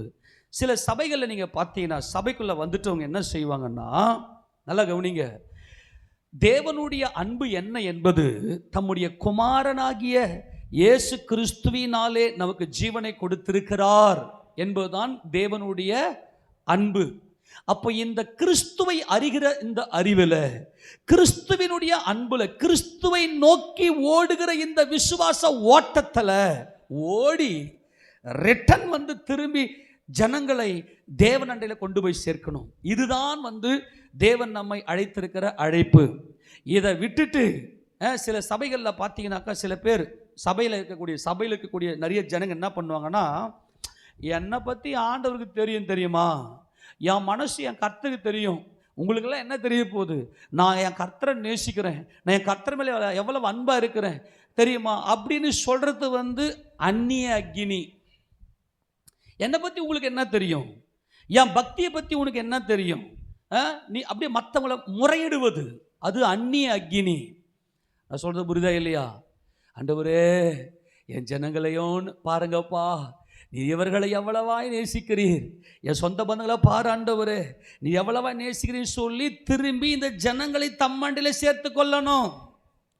இதுதான் தேவனுடைய அன்பு, இதுதான் தேவனுடைய சமூகம், இதுதான் சியோன் எருசலேம். தேவன் என்றே பர்டிகுலராக நான் என் கர்த்தரில் நெருங்குவதும், என் தேவனோடு நான் ஐக்கியப்பட்டு இருப்பதும், அதே போல என் சகோதரர்களுக்காக நான் பரிந்து பேசுவதும், என் சகோதரர்களுக்காக என் ஜனங்களுக்காக நிற்பதும். இதை தான் யோவான் தம்முடைய நிருபத்தில் எழுதும்போது, இதே 1 யோவான் நிருபம் 1ஆம் அதிகாரம் அது 4ஆம் வசனத்தை வாசிங்களேன். 3ஆம் வசனம் 4ஆம் வசனம் வாசிங்க. நீங்களும் எங்களோட ஐக்கியமுள்ளவர்கள் ஆகும்படி நாங்கள் கண்டும் கேட்டும் இருக்கிறதை உங்களுக்கும் அறிவிக்கிறோம். நல்லா கவனிங்க, எங்களுடைய ஐக்கியம் பிதாவோடும் அவருடைய குமாரனாகிய இயேசு கிறிஸ்துவோடும் இருக்கிறது. ஆமென் சொல்லுங்க பார்க்கலாம். எல்லாரும் ஆமென் சொல்லுங்க. இந்த பாருங்க, நீங்களும் எங்க கூட ஐக்கியம் ஆயிடுங்க. ஏன்? உங்கள் சந்தோஷம் நிறைவாக இருக்கும்படி உங்களுக்கு எழுதுகிறேன். அல்லேலூயா. உன் மனசுக்குள்ள இருள் இருந்துச்சுன்னா உன்னால சந்தோஷமா இருக்க முடியாது. அன்பானவர்களே, அந்த இருள் என்ன தெரியுமா? தேவன் இல்லாதது, தேவனை நினைக்காதது. ஆனால் உங்க சந்தோஷம் நிறைவா இருக்கணும்னா எங்க கூட ஐக்கியம் ஆயிடுங்க. ஏன்னா நாங்கள் தேவனோடும் அவருடைய குமாரனுக்கு இயேசு கிறிஸ்துவோடும் நாங்கள் ஐக்கியப்பட்டிருக்கிறோம், அன்பு கூர்ந்திருக்கிறோம், நாங்கள் ஓடி இருக்கிறோம், உங்களிடத்தில் திரும்பி இருக்கிறோம். ஆமெனா? உங்களையும் நாங்கள் இழுத்துக்கிட்டு போறோம், எங்க கூட வந்துருங்க. தேவன் உங்களை நேசிக்கிறார், உங்க மேல இரக்கமா இருக்கிறார். இந்த இரக்கம் இதுதான் தேவ பிரசன்னம். இப்போ ஆண்டவர் இந்த ரன் அண்ட் ரிட்டர்ன் தான் மனுக்குலத்தின் மேல தேவன் வைத்த மீட்பின் திட்டம். Run and return. இப்ப நாதாபும் அபியும் என்ன பண்ணாங்க? ரன், ஓடினாங்க, திரும்பல. ஆமெனா? அவர்கள் பயங்கரமான பரிசுத்தவான்கள் தான், அவர்கள் நீதிமான்கள் அல்ல. பரிசுத்தம் என்பது, அன்பில் பரிசுத்தம் என்பது தேவனை தேடி ஓடுவது. அப்பா, எங்களுக்கு இந்த இச்சையின் உடல் வேண்டாம், இந்த மாம்ச சரீரம் எங்களுக்கு வேண்டாம். இந்த மாம்சம் எங்களை உமக்கு விரோதமாய் எங்கள் நினைவுகள் மாம்ச நினைவுகள் வருகிறது. ஆண்டவரே, எங்களுடைய சரீரம், இந்த மரண சரீரம் தேவையில்லாத அந்தகார சிந்தனைகளினாலே எங்களை ஒடுக்குகிறது. அதனால எங்கள் மாம்சத்தை நாங்கள் ஒடுக்கி உங்க அளவில்லாத அன்புல நாங்கள் வரோம் ஆண்டவரே, அளவில்லாத அன்புல நாங்கள் வந்துடுறோம் ஆண்டவரேன்னு சொல்லி இந்த நாதாபும் அபியும் தேவன் மேல அன்பு வைத்து அவர்கள் ஓடினார்கள். ஆனா என் ஜனங்களையும் நான் கூட்டிக்கின்னு போனோம், நான் ஓடி திரும்பி வந்து என் ஜனங்களையும் நான் கூட்டிக்கின்னு போனோம் அப்படின்ற அந்த ஒரு தேவ அன்பின் அக்கினியை கொண்டு போகாம அந்நிய அக்கினியை கொண்டு போனாங்க. சில சபைகளில் பார்த்தீங்கன்னா, இதை பாருங்க, வேதமெல்லாம் பயங்கர பரிசுத்தமானது, தேவன் பட்சிக்கிற அக்கினியாக இருக்கிறார், நீங்களாம் செட் ஆக மாட்டீங்க, எல்லாம் ஓடி போயிடுங்க, சபையை விட்டு ஓடி போயிடுங்க. அப்படி அல்ல. முதலாவது தேவ அன்பு, தேவனுக்குள் மனித அன்பு என்பது தான் தேவனுடைய பிரமாணம், தேவனுடைய அன்பின் பிரமாணம். எல்லாரும் ஆமென் சொல்லாமா? சரி, கவனிங்க. தேவன் லேவி கோத்திரத்தில் விசேஷமாக ஆரோனை பிரதான ஆசாரியனாக, நீ என் சமூகத்தில் வந்து வேலை செய்யும்படியாய் நான் உன்னை தெரிந்து கொண்டேன் என்று சொல்லி ஆரோனையும் ஆரோனுடைய பிள்ளைகளையும் தேவன் விசேஷ விதமாய் தெரிந்து கொண்டார். கர்த்தர் மோசேட்ட சொல்லியிருந்தார், என்கிட்ட சேருகிறவர்களாலே நான் மகிமைப்படுவேன் என்று சொல்லியிருந்தார். அப்போ மோசேக்கு வந்து பயங்கர ஷாக்காக இருந்துச்சுக்கோ, என்கிட்ட சேருகளால் மகிமைப்படுவேன் அப்படின்னா நானும் ஆரோனும் தான் உங்ககிட்ட நெருங்கி இருக்கிறோம், அப்போ எனக்கும் ஆரோனுக்கும் எதனா நடக்குமா, எப்படிப்பட்ட காரியங்கள் நடக்கும், நாங்கள் தான் ரொம்ப கிட்ட நெருங்கி இருக்கிறோம் அப்படின்னு மோசே நினச்சிருந்துருப்பாரு. ஆனால் நடந்த சம்பவம் என்ன தெரியுமா?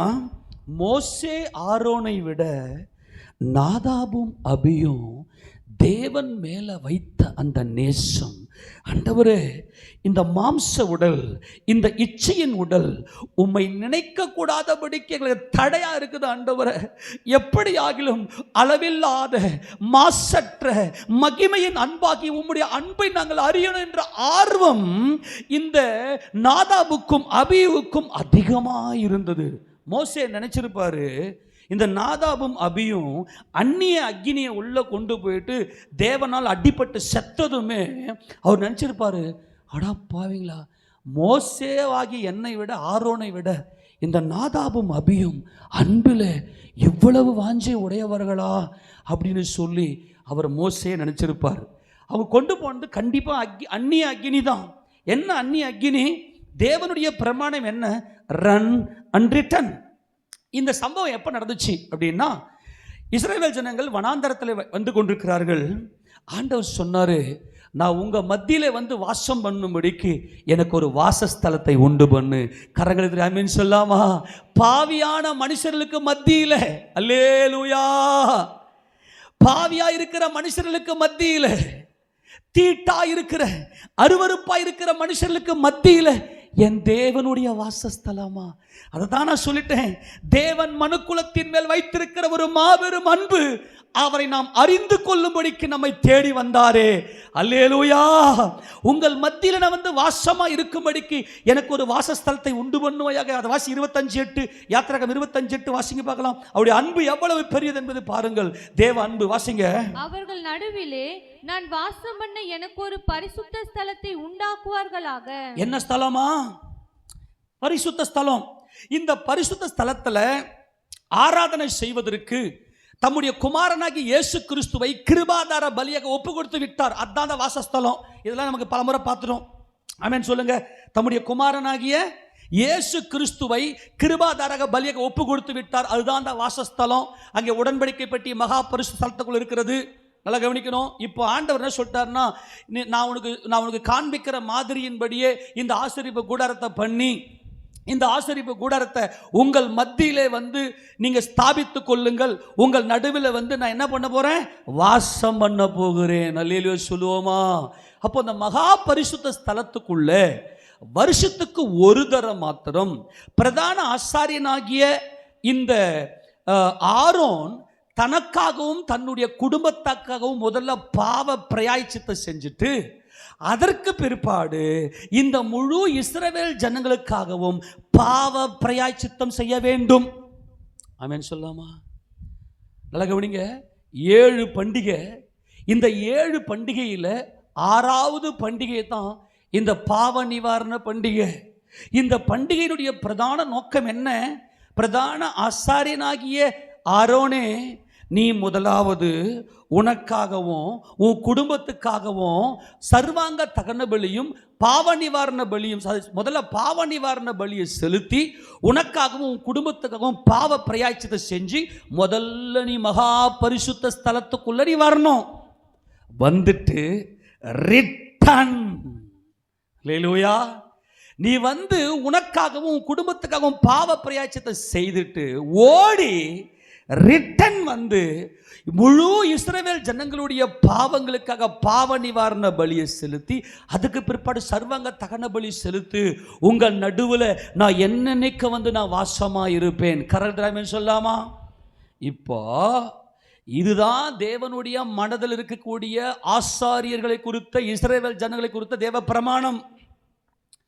ரன் அண்ட் ரிட்டன், இதுதான் மீட்பின் திட்டம், இதுதான் சியோன் எருசலேம்.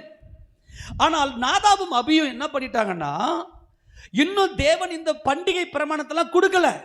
அல்ல கவனிங்க, இந்த அன்பின் பிரமாணம், நான் உங்க மத்தியில வாசமா இருக்க போறேன் என்பதுதான் தேவன் பாராட்டின மாபெரும் அன்பு. அல்லேலூயா சொல்லாமா? ஆமெனா? அவரை நாம் அறிந்து கொள்ளும்படிக்கு கிருபை பாராட்டினாரே. மண்ணான மனிதன் எம்மாத்திர ஆண்டவரே, அல்லேலூயா, தம்முடைய குமாரனாகிய இயேசு கிறிஸ்துவின் மூலமாய் நம்மோடு கூட வாசம் பண்ணுகிறார். தீட்டும் அருவருப்புமாய் இருக்கிற நம்ம மத்தியிலே வாசம் பண்ணுகிறார். அந்த கூடாரமாகிய குமாரனாகிய இயேசு கிறிஸ்துவின் நாமத்தில் அவர் மூலமாய். இப்போ என்ன நடந்துச்சு தெரியுமா? ஃபர்ஸ்ட் டைமா நான் உனக்கு மலையில் காண்பிக்கப்பட்ட மாதிரியின்படியே இந்த ஆசரிப்பு கூடாரத்தை செய். முதல்ல பிரகாரம் பண்ணு. பிரகார வாசலை உள்ள தாண்டின உடனே அங்கே பலிபீடத்தை தாண்டின உடனே அங்கே கடல் தொட்டி தாண்டின உடனே ஆசரிப்பு கூடாரம். அந்த கூடாரத்தில் ஒரு வாசல் இருக்கும். அந்த வாசலை நீக்கிட்டு உள்ளே போனோன்னா அங்கே ஒரு குத்து விளக்கு இருக்கும். அங்கே சமூகத்தப்ப மேஜை இருக்கும். தூபபீடம் இருக்கும். அங்கே ஒரு திரை இருக்கும். அந்த திரைக்கு முன்னாடி ஒரு தூப கலசத்தை வைக்கணும். அதுக்கு முன்பதாக ஒரு பெட்டி, சாட்சி பெட்டி. அந்த சாட்சி பெட்டியின் மேல கிருபாசனம். அந்த கிருபாசனத்துக்கு அந்த பெட்டிக்குள்ள உடன்படிக்கையின் கற்பலகைகளை வைத்திருக்க வேண்டும். இந்த பிரமாணத்தில் கொடுத்தார். இந்த சாட்சி பெட்டி கிருபாசனத்தை சுமப்பதுதான் உடன்படிக்கை பெட்டி. அதுதான் உடன்படிக்கை. வருஷத்துக்கு ஒரு தடவை மாத்திரம். ஏன்னா என் குமாரனையே நான் அனுப்பிவிட்டேன் கிருபாதார பலியாக என்பதுதான் உடன்படிக்கை. கரந்திராமன் சொல்லாமா? உங்க நடுவில் நான் வாசமா இருக்கணும். என் அன்பின் பிள்ளைகளாக நீங்க இருக்கணும். நீங்கள் ஜீவாத்மாவாக இருக்கிறீர்கள். அந்த ஜீவன் இயேசு கிறிஸ்துவுக்குள் இருக்கிறது. அவரை அறிவதே நித்திய ஜீவன். நல்லா கவனிக்கணும். இப்போ இந்த ஊழியத்தில் ஆசரிப்பு கூடாரம் வந்துருச்சு. இப்போ அந்த ஆசரிப்பு கூடாரத்தில் ஊழியம் செய்வதற்கு ஆரோனையும் ஆரோனுடைய வம்சத்தையும் தேவன் தெரிந்து கொண்டார். ஏன்னா இந்த லேவி எப்படிப்பட்டவன் என்றால், அவன் அன்புள்ளவன், தேவன் மேல ஆசை உடையவன், தேவன் மேல விசுவாசம் உடையவன். என் தேவனே, உங்க பிரசன்னம் இல்லாமல் என்னால் ஒரு வினாடி என்னால் வாழ முடியாத ஆண்டவரே, உங்க அன்புக்குள்ள நான் வரணும். இந்த மாம்ச உடல் என்னை தடுக்கிறது என்று சொல்லி தன் மாம்சத்தை ஒடுக்குகிற, தன் மாம்சத்தை ஒடுக்கி என் தேவனை அடைய வேண்டும் என்று சொல்லி, என் தேவ பிரசனத்துக்குள்ள ஓட வேண்டும் என்று சொல்லி இந்த விசுவாச ஓட்டத்தில் ஓடுகிற அந்த ஆழ்மனது, அந்த ஆழ்மனதில் தேவனை நினைக்கிற ஆழ்மனதில் பூரணமாய் தேவ அன்புல பூரணப்படுகிற அன்பு அனுபவம் தான் இந்த லேவிக்கு, இந்த ஆரோனுக்கு. அதனால ஆண்டவர் ஆரோனையும் அவன் குமாரர் நாதாப், அபியூ, இத்தாமார், எலியாசர் என்கிற 4 பேரையும் தம்முடைய ஊழியத்திற்கென்று வேறு பிரித்தார். வேறு பிரித்து விட்டு இப்ப பிரதிஷ்டை செய்கிறார். ஆசரிப்பு கூடாரம் இப்போ ஸ்தாபிக்கப்பட்டிருக்கிறது. ஆசரிப்பு கூடாரத்தை ஸ்தாபிச்சு ஃபர்ஸ்ட் டைமா ஆசரிப்பு கூடாரத்தை மோசே யாரை கொண்டு செய்தாரு? பெசலேயலை கொண்டு செய்தார் இல்லையா? யூதா கோத்திரத்தில் பெசலேயலை கொண்டு செய்தார். அதை செய்துவிட்டு ஆசரிப்பு கூட்டத்தை ஸ்தாபனம் பண்ணிட்டு ஆரோனை பிரதிஷ்டை செய்கிறார். ஆரோனை இந்த ஆசரிப்பு கூடாரத்தோடு கூட இணைக்கிறார். ஆரோன், நீ ரன் அண்ட் ரிட்டன். முதலாவது உன் பாவத்தையும் உன் குடும்ப பாவத்தையும் சுத்திகரிச்சுட்டு பின்னாடி இந்த முழு இஸ்ரவேலின் சபையை நீ சுத்திகரிக்கணும்பா. இந்த ஜனங்களுக்காக நீ பரிதபிக்கணும். ஆரோன், ஆரோன், இந்த ஜனங்களுக்காக நீ பரிதபிக்கணும். முதல்ல உன் குடும்பத்துக்காக நீ பரிதவி. அதுக்கு பிற்பாடு இந்த ஜனங்களுக்காக நீ பரிதவி. என்று சொல்லி இந்த தேவனுடைய அநாதி மீட்பின் திட்டத்துக்காக இந்த ஆரோனை வேறு பிரித்திருத்தார். ஆரோன் எப்படிப்பட்டவர்? அவர் தேவ அன்புல பூர்ணப்பட்டவர். அவர் பரிசுத்தவான். அவருடைய பரிசுத்தவானுடைய மரணம் அவருடைய பார்வைக்கு அருமையானது.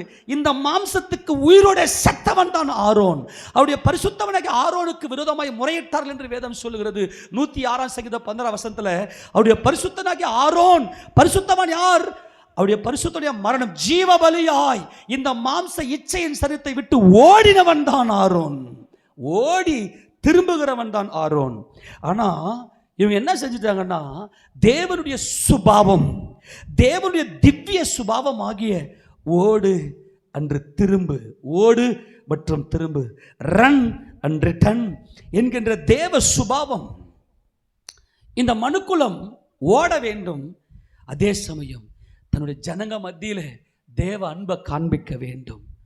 இந்த பிரமாணத்துக்கு உட்படாம இந்த பாவ நிவாரண பண்டிகை அன்னைக்கு, இந்த பாவ நிவாரண பண்டிகை அன்னைக்கு தான் ரன் அண்ட் ரிட்டர்ன் இருக்கும். அந்த பிரமாணத்தில் இன்னும் கொடுக்கல. லேவியராகமம் 16 அதிகாரம் 23 அதிகாரத்தில் அதை பற்றி சொல்லப்பட்டிருக்கிறது. லேவியராகமம் 16 அதிகாரத்தில் பாவ நிவாரண பண்டிகை அன்னைக்கு என்ன செய்ய வேண்டும் என்றும், லேவியராகமம் 23 அதிகாரத்தில் இந்த பாவனி அந்த 7 பண்டிகைகள் குறித்து தேவன் சொல்லுவார். ஆனால் அதுக்கு முன்னாடி லேவியராகமம் 10 அதிகாரத்தில் நீங்கள் 8 அதிகாரம் 9 அதிகாரத்தில் பார்த்தீங்கன்னா பிரதிஷ்டை அங்கே நடக்கும். அந்த ஆசரிப்பு கூடார பிரதிஷ்டையும், ஆசரிப்பு கூடாரத்தில் அன்பின் ஊழியம் செய்யும்படியாய், அன்பே உருவாக இருக்கிற தேவனுக்கு ஊழியம் செய்யும்படியாய் ஆரோனுடைய பிரதிஷ்டையும் அங்கே நடக்கும். அங்கே நடந்ததுமே அங்கே பிரதிஷ்டை பண்ணிட்டு பலிபீடத்தில் மோசே என்ன செய்வார்னா, இந்த சர்வங்க தகன பலிகளையும் பாவ நிவாரண பலிகளையும் அந்த ஆசரிப்பு கூடாரத்தில் வச்சிருப்பார். ஆசரிப்பு கூடாரத்தில் வச்சதுமே ஜனங்கள்லாம் ஆசரிப்பு கூடாரத்துக்கு முன்னாடி வந்து நிற்க சொல்லு அப்படின்னு இருப்பார். ஜனங்கள்லாம் ஆசரிப்பு கூடாரத்துக்கு புறம்பே தூரம் நிற்கிறாங்க. மோசே நிற்கிறார் அங்கே. ஏன்னா மோசே தான் தலைவன், எல்லாவற்றுக்கும் பார்க்கிறார்.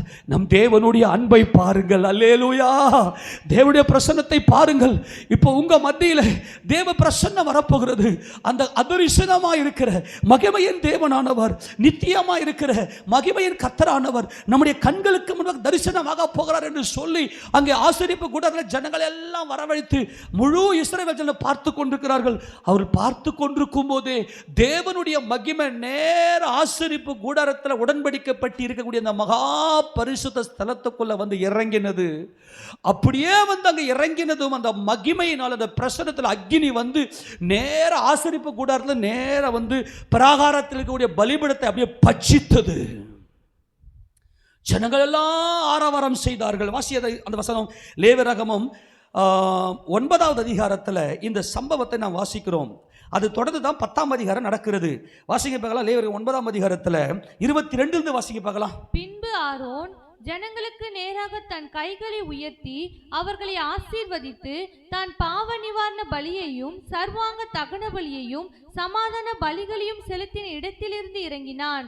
பின்பு மோசேயும் ஆரோனும் ஆசரிப்பு கூடாரத்துக்குள் பிரவேசித்து வெளியே வந்து, கரங்களை தட்டி, நல்ல கரங்களை தட்டி உள்ளே பிரவேசித்து வெளியே வந்து, அல்லேலூயா, ரன் அண்ட் ரிட்டர்ன், அல்லேலூயா, தேவ அன்புல பூரணப்பட்டு தன் மாம்சத்தை ஒடுக்கி ஆழ் மனதில் தேவ பிரசனத்துக்குள்ளாக ஓடுகிற அந்த அனுபவமும், ஓடி திரும்பி வந்து அந்த அன்பினாலே தம்முடைய ஜனங்களை தேவனண்டையில் நடத்துகிற இந்த அன்பும், இதுதான் தேவனுடைய சுபாவம், இதுதான் தேவனுடைய அன்பின் பிரமாணம்.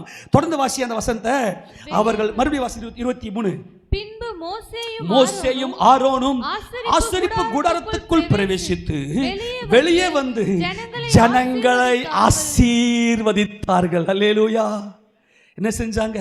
உங்க அன்பா சொல்லட்டோமா, நீ எவ்வளவு பெரிய பாவம் செய்திருந்தாலும் ஏசப்பா என் நம்பிக்கை நீங்க தான்பா நீ சொல்லுவேன்னா உன்னை கட்டி பிடிச்சி உன்னை அள்ளி அணைச்சிக்கிற ஒரு அன்பின் தெய்வம் அவர். அல்லேலூயா.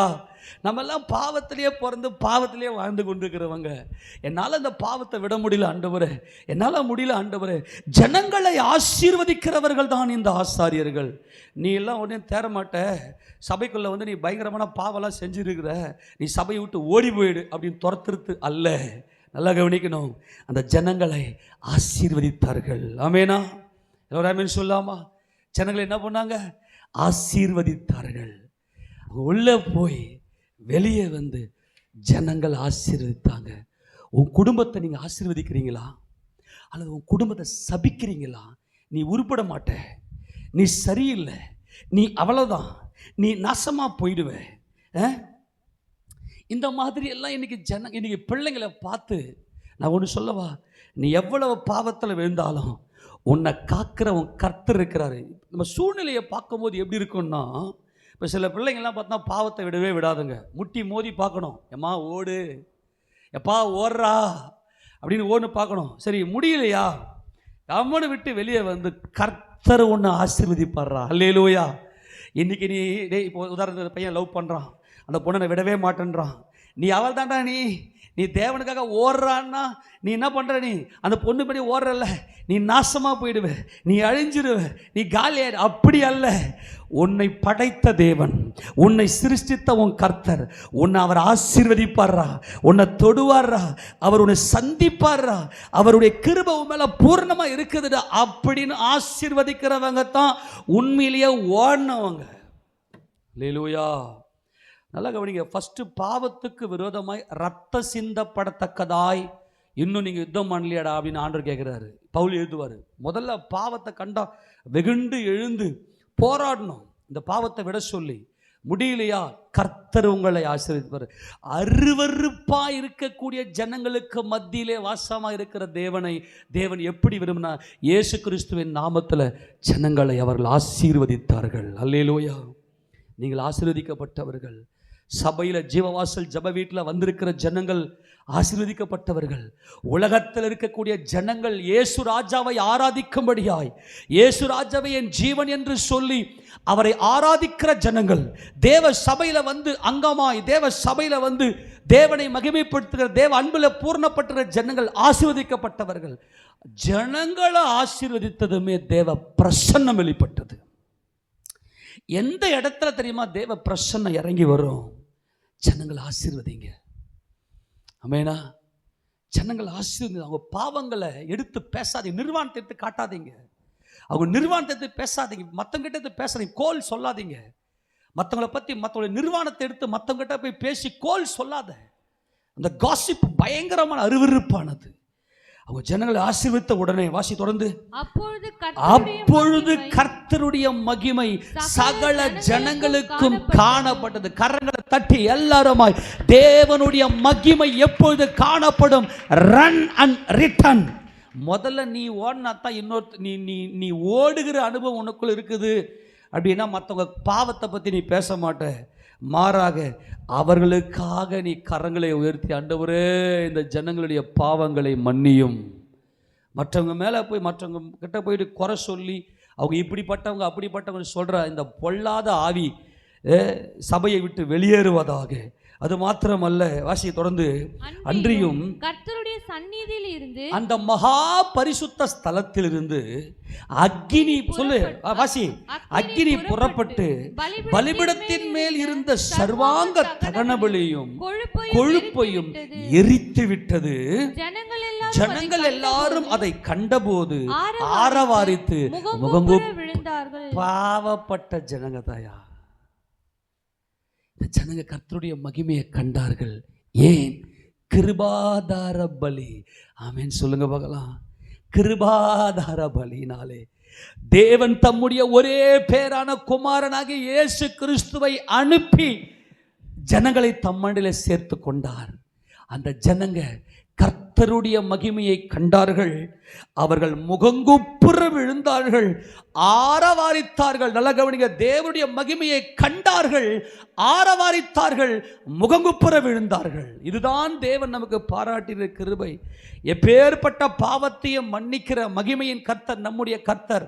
அதனால யாருடைய பாவத்தையும் கண்ணில் காட்டி இவங்க இப்படி அவங்க அப்படின்னா தயவு செய்து பேசாதீங்க. அன்பான தேவ ஜனமே, அவர் லேவி கோத்திரத்தை விசேஷமாய் ஆரோனை தமக்கென்று தெரிந்து கொண்டார். ஜனங்கள் எல்லாரும் கர்த்தருடைய மகிமையை கண்டார்கள், ஆரவாரித்தார்கள், முகங்குப்புற விழுந்தார்கள். இந்த முகங்குப்புற விழுவதுதான் தேவனுடைய மகிமையின் அனுபவம்.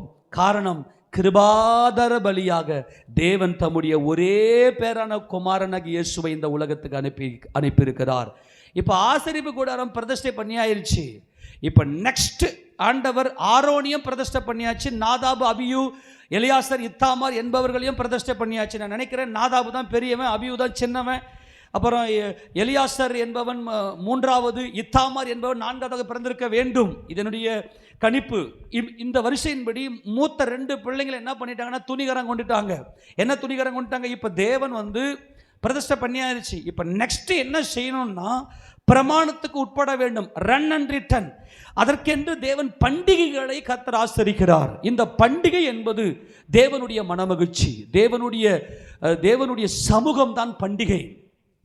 ஆக இந்த பண்டிகையை இப்போ இந்த பண்டிகை பிரமாணத்தை கொடுக்கறதுக்கு முன்னாடியே நாதாபும் அபியும், நல்லா கவனிங்க, ஒளியினிடத்திற்கு இந்த ஜனங்களை இழுக்கிறதுக்கு நல்லா கவனிக்கணும், ரொம்ப முக்கியம்.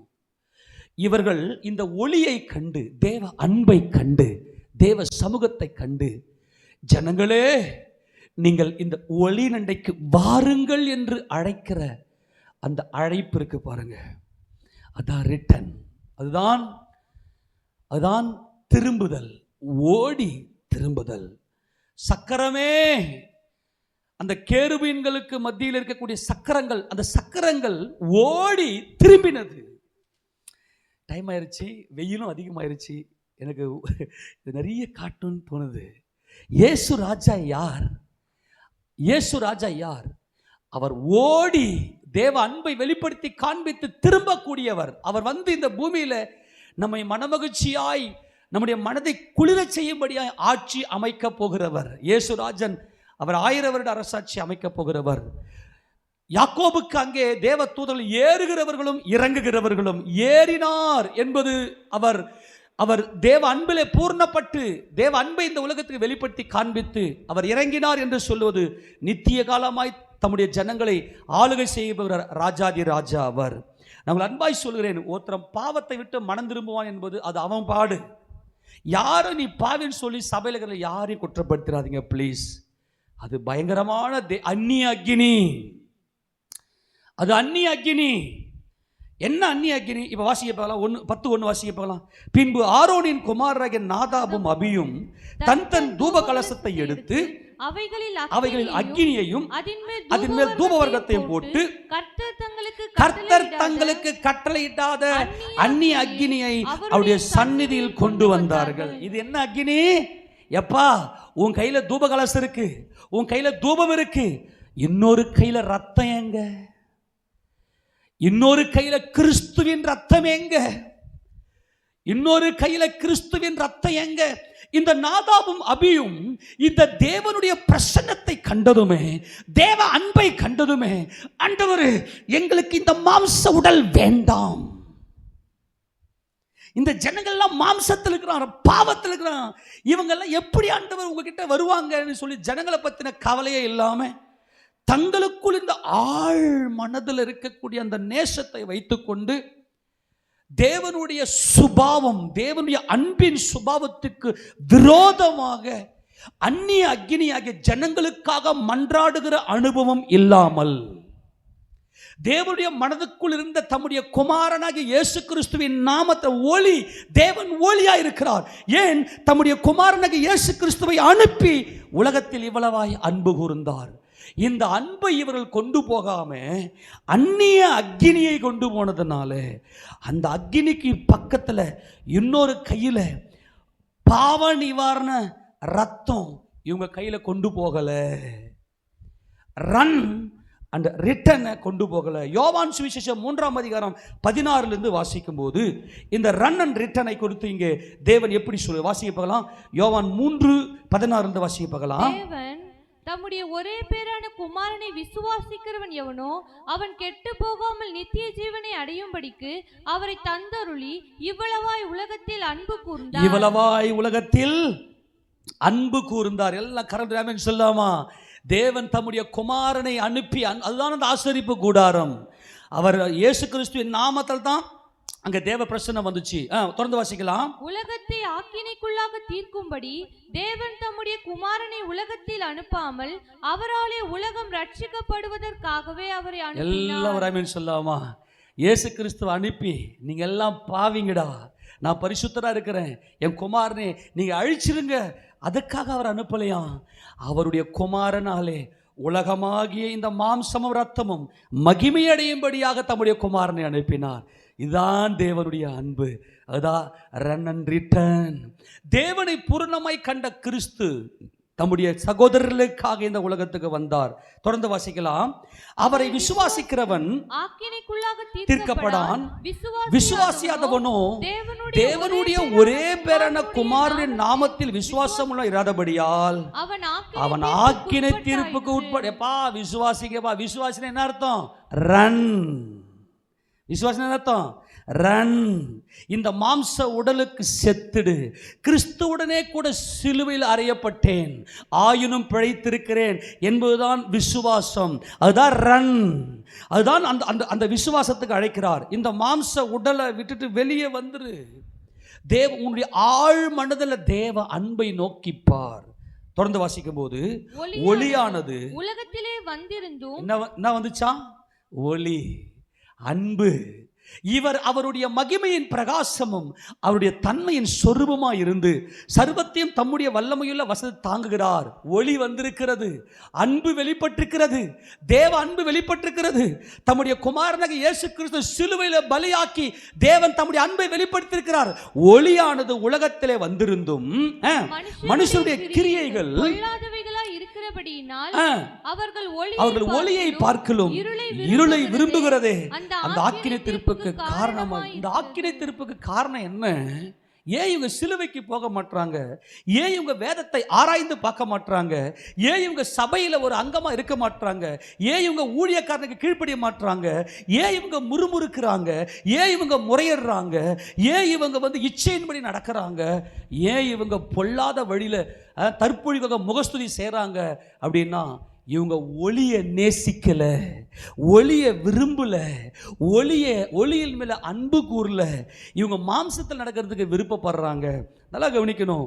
ஆனால் இந்த நாதாபும் அபி என்ன பண்ணிட்டாங்கன்னா, இந்த ஜனங்கள் மேலே இரக்கம் வைக்காம அந்நிய அக்னியை கொண்டு போனதுனால, எடுத்து வாசிக்க திருப்பி கொள்ளுங்க. இப்போ என்ன நடந்துச்சு பாருங்க. அங்கே வாசிக்க போகலாம். 10ஆம் அதிகாரம், லேவியர்கள் 10ஆம் அதிகாரத்தில் 2ஆம் வசனத்தை வாசிக்க பார்க்கலாம். அப்பொழுது அக்கினி கர்த்தருடைய சந்நிதியிலிருந்து புறப்பட்டு அவர்களை பட்சித்தது. அவர்கள் கர்த்தருடைய சந்நிதியிலே செத்தார்கள். நல்ல கவனி. இப்ப தேவ பிரசன்னத்துக்குள்ள நீ போறன்னா நீ என்ன பண்ணணும்? ரிட்டன் இந்த ஜனங்களை நீ கூட்டிக்கிட்டு போகணும். இப்போ நீ எதுக்காக போன? உள்ள கையில் பிளட்டே இல்லையே, ரத்தமே இல்லையே. நாதாப் அப்படின்னு சொன்ன ஜெனரஸ் என்ற அர்த்தம். ஜெனரஸ் அப்படின்னு என்ன தெரியுமா? பெருந்தன்மை உடையவன். அதாவது ஒரு உன்னத அனுபவத்தை உடையவன், பெருந்தன்மை உடையவன், அல்லது உயர்ந்த ஒரு மேன்மையானவன். இவனுடைய பார்வையெல்லாம் ஜெனரஸாக, நல்ல மேன்மையாக, உயர்ந்ததாக, நல்ல ஒரு தாராளமான அந்த மனது உடையதான் நாதாப். அபியூ என்று சொன்னால் he is my father, அவர் என் அப்பா. நல்லா தெரிஞ்சு போச்சு. இவங்களுக்கு என்ன ஆயிடுச்சுன்னா, ஆண்டவரே நாங்கள் பாவிகளாக இருக்கிறோம், இந்த ஜனங்களும் பாவிகளாக தான் இருக்குது. ஆனால் எனக்கு என்ன தேவைன்னா, என் மாம்சத்தெல்லாம் ஒடுக்கி என் அறிவில் நாங்கள் வாழ விரும்பலை. இந்த நாதாபுக்கும் அபியுக்கும் திருமணமே ஆகலை, சந்ததியே இல்லாமல் செத்து போகிறாங்க. நாங்கள் ஒரு மாம்ச சந்ததி எங்களுக்கு உருவாக்க முடியலை, எங்களுக்கு தேவையில்லை. இது ஒரு உயரிய அனுபவம். இந்த பிள்ளைங்களை கூட கஷ்டப்பட முடியல ஆண்டவரே. இங்கே நில்றானா அங்கே போய் நிற்கிறான் ஆண்டவரே. எங்களால் இந்த புள்ளை பெற்று வளர்க்க முடியல ஆண்டவரே அப்படின்னு பாவத்தின் மேலே ஒரு வெறுப்பு. நல்லா கவனிங்க, நல்லா கொஞ்சம் புரிந்து கொள்ளுங்க. இவங்க என்ன செஞ்சுட்டாங்கன்னா, ஜனங்களுக்காக பரிதபிக்கிற அந்த பாவ நிவாரண நாள், த டே ஆஃப் அட்டோன்மெண்ட். அந்த அட்டோன்மெண்ட் என்பது சுத்திகரிப்பின் நாள். அந்த ஒரு நாள் ஆரோனையும் அவன் வம்சத்தையும் எதற்காக தெரிந்து கொண்டார் என்றால், ரன் அண்ட் ரிட்டனுக்காக தான் ஏற்படுத்தி வைத்திருக்கிறேன். ஏன் இவர்கள் செத்தார்கள்? ஜனங்க மேலே கவலை இல்லை. ஜனங்க மேலே கவலை இல்லைன்னு சொல்கிறத விட, என்னால் முடியாத ஆண்டவரே, எதாவது புரிஞ்சு போச்சு. ஏன் இன்னைக்கு நிறைய பேர் இன்னைக்கு சகிப்புத்தன்மையில் ஏன் இன்னைக்கு அப்படியே முறுமுறுத்துக்குனேங்கிறாங்க தெரியுமா? இவங்க பொல்லாதான் பாவிங்க. ஆனால் சில பேர் என்ன பண்ணுவாங்கன்னா சபையில் வந்து மற்றவங்களுடைய குறைகளை காட்டினே இருப்பாங்க. இதுதான் நாதாபும் அபியும், அந்நிய அக்கினி. ஏண்டா அவங்களுக்காகத்தானே என் குமாரனே அனுப்பியிருக்கிறேன். அவர் ரத்தத்தில் பாவம் பூர்ணப்பட்டிருக்கிறது. நான் சொல்றது புரிஞ்சுக்கங்க. முறுமுறுக்கிறவர்கள், முறையிடுகிறவர்கள், இச்சையின்படி நடக்கிறவர்கள், முகஸ்துதி செய்கிறவர்கள் என்பது வெளியே இருக்கிறவன். அந்த சுபாவம் அப்படியே இருந்து வந்து உட்காந்துக்கின்னு ஜனங்களுடைய பாவத்தை எடுத்து பேசிக்கின்னு இருக்கிறவன் தான் அந்நிய அக்கினி. அந்த ஜனங்களுக்காக இயேசு கிறிஸ்துவின் இரத்தத்தினாலே பரிந்து பேசுகிற அனுபவம் தான் ஆரோனுடைய அனுபவம். அதை வந்து அவருடைய குமாரர்கள், அவங்க பாவத்தின் மேலே ஒரு வெறுப்பு இருந்துச்சு. பாவத்தை எப்படி ஜெயிக்கணும், நோயை எப்படி ஜெயிக்கணும், அப்புறம் அந்தகாரத்தை எப்படி ஜெயிக்கணும் அப்படின்ற ஒரு ஆளுமை இவர்களுக்குள்ள இல்லை. அந்நிய அக்கினியை கொண்டு போனார்கள். அந்நிய அக்கினி புரிஞ்சு போச்சா? ஏன் தெரியுமா? நல்லா கவனிங்க. லேவியராகமம் 16ஆம் அதிகாரத்தில் ஆண்டவர் இந்த பிரமாணத்தை கொடுக்கும்போது எப்படி கொடுத்தார் அப்படின்னா, வாசிக்க பார்க்கலாம். லேவியராகமம் 16:1 வாசிக்க பார்க்கலாம். ஆரோனின் இரண்டு குமாரர் கர்த்தருடைய சந்நிதியில் சேர்ந்து மரித்து போன பின்பு கர்த்தர் மோசேயை நோக்கி, கிருபாசனத்தின் மேல் ஒரு மேகத்தில் நான் காணப்படுவேன். ஆதலால் உன் சகோதரனாகிய ஆரோன் சாகாதபடி பரிசுத்த ஸ்தலத்திலே திரைக்கு உட்புறத்தில் இருக்கிற பெட்டியின் மேல் உள்ள கிருபாசன மூடிக்கு முன்பாக சகல வேளையிலும் வர வேண்டாம் என்று அவனுக்கு சொல். நல்லா கவனிங்க. இந்த அதிகாரம் எப்படி ஆரம்பிக்குதுன்னா, ஆரோனுடைய 2 குமாரர்களாகிய நாதாபும் அபியும் செத்துட்ட பிற்பாடு, ஏன்னா இவங்க அந்நிய அக்கினியை கொண்டு போனாங்க. அந்நிய அக்கினி எது அப்படின்னா, ஜனங்களுக்காக பரிந்து பேசுகிற இருதயம் இல்லாமல் இருப்பது. ஆமெனா? ஆமெனா? அந்த அன்பின் இருதயம் இல்லாமல் இருப்பது. அந்நிய அக்கினி என்ன? நான் மட்டும் கர்த்தர்கிட்ட போனால் போதும், இந்த ஜனங்களை பற்றி எனக்கு கவலை இல்லை. நல்லா கவனிங்க. ஆக்சுவலாக இவங்க தேவ சமூகத்துக்கு தான் போயிருப்பாங்களா அப்படின்னா, இவங்க தேவ சமூகத்துக்கு போயிருப்பாங்க. ஆனால் சீயோன் எருசலேமுக்கு வரமாட்டாங்க. சீயோன் எருசலேம் என்பது, அந்த மகிமை என்பது ஜனங்களுக்காக பரிந்து பேசுகிற ரத்தம் இருக்க வேண்டும். நல்லா கவனிங்க. நமக்கு டைம் இல்லை, நான் சுருக்கமாக சொல்கிறேன். இந்த பாரு, வருஷத்தில் ஒரே தரம் நீ என்ன செய்யணும்னாக்கா, அந்த மகா பரிசுத்த ஸ்தலத்துக்குள்ள நீ பிரவேசிக்க வேண்டும். திரைக்கு உட்புறமாக பிரவேசிக்க வேண்டும். முதல்ல ஆரோனே, நீ என்ன செய்யணும்னாக்கா, உனக்காகவும் உன் வீட்டாருக்காகவும் முதல்ல நீ பாவ நிவர்த்தி செய். என்ன பண்ணணும் தெரியுமா? ஆரோன் என்ன செய்யணும்னா, 11ஆம் வசனம் வாசிங்க போகலாம். 16:11. பின்பு ஆரோன் தனக்காகவும் தன் வீட்டாருக்காகவும் பாவ நிவர்த்தி செய்யும்படி தன்னுடைய பாவ நிவர்த்தனை காளையை கொண்டு வந்து அதை கொன்று என்ன பண்ணணும்? பாவ நிவாரண பலியாக ஒரு காளையும், சர்வாங்க தகன பலியாக 2 ஆட்டு கடாவையும் ஆரோன் அவனுக்காகவும் அவன் குடும்பத்திற்காகவும் பாவ நிவர்த்தி. அல்லேலூயா, ஆமென் சொல்லுங்களேன். பாவ நிவர்த்தி, பாவ நிவர்த்தி. இதுதாங்க தேவன் நம்ம மேல வைத்திருக்கிற அன்பு. என்ன? தேவன் சேரக்கூடாத ஒளியில் வாசமா இருக்கிறவர், மனுஷரில் கண்டிராதவர், காணக்கூடாதவர். ஆனால் பாவத்திலும் சாபத்திலும் அருவருப்பிலும் வாழ்ந்து கொண்டிருக்கிற இந்த ஜனங்களுக்கு மத்தியில் நான் வாசமா இருக்கிறேன்.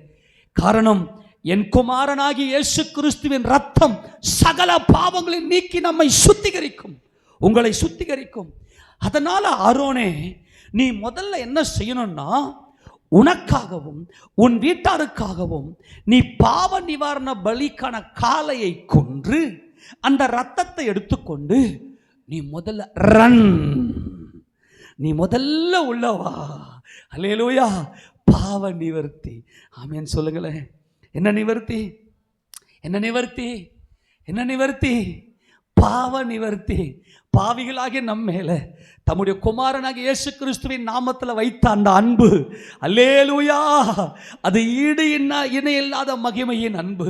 அதுதான் தேவனுடைய அன்பின் பூரணம். இப்போ சொல்றாரு, நீ என்ன பண்ணணும்? இந்த பிரமாணத்தெல்லாம் சொல்ல டைம் இல்லை, நமக்கு டைம் ஆயிடுச்சுன்னா இந்த பிரமாணம்லாம் நம்ம பலமுறை பார்த்துட்டோம். நீ வந்து அந்த மகா பரிசுத்த ஸ்தலம் இருட்டாக இருக்கும், அங்கே வெளிச்சம் இருக்காது, இருட்டாக இருக்கும். கையில் ஒரு தூப பீடம் கையில் இருக்கணும். நல்லா தூப வர்க்கத்தை, சுகந்த தூப வர்க்கத்தை அதில் போட்டு, பலிபீடத்துக்கு அக்னியை அதில் போட்டு, அது மேலே சுகந்த தூப வர்க்கத்தை போட்டு நல்லா புகை, அப்படியே அந்த இடத்துல புகை இருக்கணும். உன் கையில் ரத்தத்தை எடுத்துக்கொண்டு வந்து கிருபாசனத்துக்கு கீழ்ப்புறமாக வந்து அதை தெளிச்சிட்டு, அதுக்கப்புறம் சைடில் வந்து நின்று, அதெல்லாம் நான் நடிச்சுலாம் காட்டியிருக்கிறேன் எப்படி தெளிக்கணும், நடிச்சு காட்டு. எத்தனை ஞாபகம் இருக்கு? வெரி குட், கர்த்தர் உங்களை ஆசீர்வதிப்பார். அப்படியே சைடில் வந்து திரும்பி 7 தரம் தெளிச்சுட்டு வந்து நீ ரிட்டன் வா. அங்கே நல்லா கவனிங்க, அந்த வசனத்தை நான் வாசிக்கிறேன். இல்லைனா நீங்கள் இதை தொடர்ந்து வாசிக்கல, இந்த ரன் அண்ட் ரிட்டர்ன் இது நல்லா புரியணும். வாசிக்க தொடர்ந்து வாசிமா. கர்த்தருடைய சந்நிதியில் இருக்கும் பலிபீடத்தின் மேலுள்ள நெருப்பு தணலினால் தூப கலசத்தை நிரப்பி பொடியாக்கப்பட்ட சுகந்த தூப வர்க்கத்தில் தன் கைப்பிடிகள் நிறைய எடுத்து திரைக்கு உட்புறமாய் அந்த மகா பரிசுத்த ஸ்தலத்தையும் பரிசுத்த ஸ்தலத்தையும் பிரிக்கிற அந்த திரைக்கு உட்புறமாய் கொண்டு, நான் வாசிக்கிறேன், டைம் ஆயிடுச்சுன்னா நானே வாசிக்கிறேம்மா. தான் சாகாதபடிக்கு, சொல்லுங்க, தான் சாகாதபடிக்கு தூப மேகமானது சாட்சி பெட்டியின் மேல் இருக்கும் கிருபாசனத்தை மூடத்தக்கதாக கர்த்தருடைய சந்நிதியில் அக்னியின் மேல் தூப வர்க்கத்தை போடக்கூடிய. எப்படிப்பட்ட தூப வர்க்கம் போடணும்? தபாரு, நீ நிதானத்தில் கூட கிருபாசனத்தை நீ பார்த்துடக்கூடாது. ஏன்? மாம்சமும் ரத்தமும் சேரக்கூடாத ஒளியிலே வாசமாக இருக்கிற தேவனை காண முடியாது. ஆனால் கிருபாதார பலியினாலே நீங்கள் காணலாம். பின்பு காளையின் ரத்தத்திலே கொஞ்சம் எடுத்து கீழ்ப்புறமாக நின்று தன் விரலினால் கிருபாசனத்தின் மேல் தெளித்து, அந்த ரத்தத்தில் கொஞ்சம் எடுத்து கிருபாசனத்துக்கு முன்பாக 7 தரம் தன் விரலினால் தெளிக்க கடவன். பின்பு நீ ரன், நல்லா கவனிங்க, நீ ரன், நீ போயிட்ட, இதை முடிச்சுட்டு உனக்காகவும் குடும்பத்துக்காகவும் பாவ நிவர்த்தி செஞ்சுட்டு ரிட்டன். 15ஆம் வசனம் எல்லாம் சேர்ந்து ஒரு முறை வாசிங்க. பின்பு, சொல்லுங்க, பின்பு ரிட்டன் வந்து ஜனத்தினுடைய பாவ நிவாரண பலியான வெள்ளாட்டு கடாவை அவன் கொன்று. இதாங்க ரிட்டன். ஜனங்களுக்காக பரிதபிக்கிற அந்த இருதயம் இல்லாதான் அதாவது அந்நிய அக்கினி. என்ன அக்கினி அது? அந்நிய அக்கினி. உன் கையில் அக்கினி இருக்கணும், அதில் தூப வர்க்கம் போடணும். ஆனால் இன்னொரு கையில் ஜனங்களுடைய பாவங்களுக்காக பரிதபிக்கிற இருதயம். இயேசு கிறிஸ்துவின் ரத்தத்தினாலே என் ஜனங்களை மன்னியும் ஐயா, என் ஜனங்க மேலே இரக்கம் வையும் ஐயா என்று ஜனங்களை ஆசீர்வதிக்கிற அந்த இருதயம் இல்லாததுதான் அந்நிய அக்கினி. புரிஞ்சு போச்சா? அந்நிய அக்கினா ஜனங்களுக்காக பரிதபிக்காத, ரன் அண்ட் ரிட்டன் இல்லாதது இருப்பது. ரன் மட்டும் செத்து போயிடுவேன். ஆமெனா? ஜனங்களுக்காக வாழ இருதயம் இல்லாமல் இருக்கிற நீ எதுக்குடா உயிரோடு இருக்கணும்? சாவுங்கடா, வா நான் எடுத்துக்கிறேன், வா. பரலோகம் தான் போயிடுவாங்க. ஆனால் சியோன் எருசலேம் என்ற மகிமைக்குள்ளே போக மாட்டாங்க. இந்த பூமியில் நாம் வாழ்வது தேவன் நமக்கு பாராட்டி இருக்கிற கிருபை. ஒரு விஷயம் சொல்லவா? நீ என்னைக்கு ஜனங்களுடைய பாவங்களுக்காக நீ பரிதபிக்கிற இருதயம் இருக்குதோ உன் ஆயுசு நாள் கூடிடும். தெரியுமா? ஜனங்களுடைய பாவங்களை கண்டு நீ பரிதபிக்கிற இருதயம் உனக்குள்ள இருந்துச்சுன்னா, ஆண்டவரே என் ஜனங்களை மன்னிங்கப்பா, மன்னிங்கப்பா, மன்னிங்கப்பா, இயேசு கிறிஸ்து நாமத்தில் இறங்குங்கப்பா. இந்த பிள்ளைங்க கஞ்சா சாப்பிடுதுங்க ஆண்டவரே, இந்த பிள்ளைங்க குடிக்குதுங்க ஆண்டவரே, இந்த பிள்ளைங்க ஆபாசத்துக்கு அடிமையாக இருக்குதுங்க ஆண்டவரே, இந்த பிள்ளைங்க செல்போனுக்கு அடிமையாக இருக்குதுங்க ஆண்டவரே, அப்பா நீங்கள் கிருபையா இருங்கப்பா, கிருபையா அப்படின்னு ஜெபிக்க கர்த்தர் இந்த பூமியில் வச்சிருப்பார். அல்லேலூயா.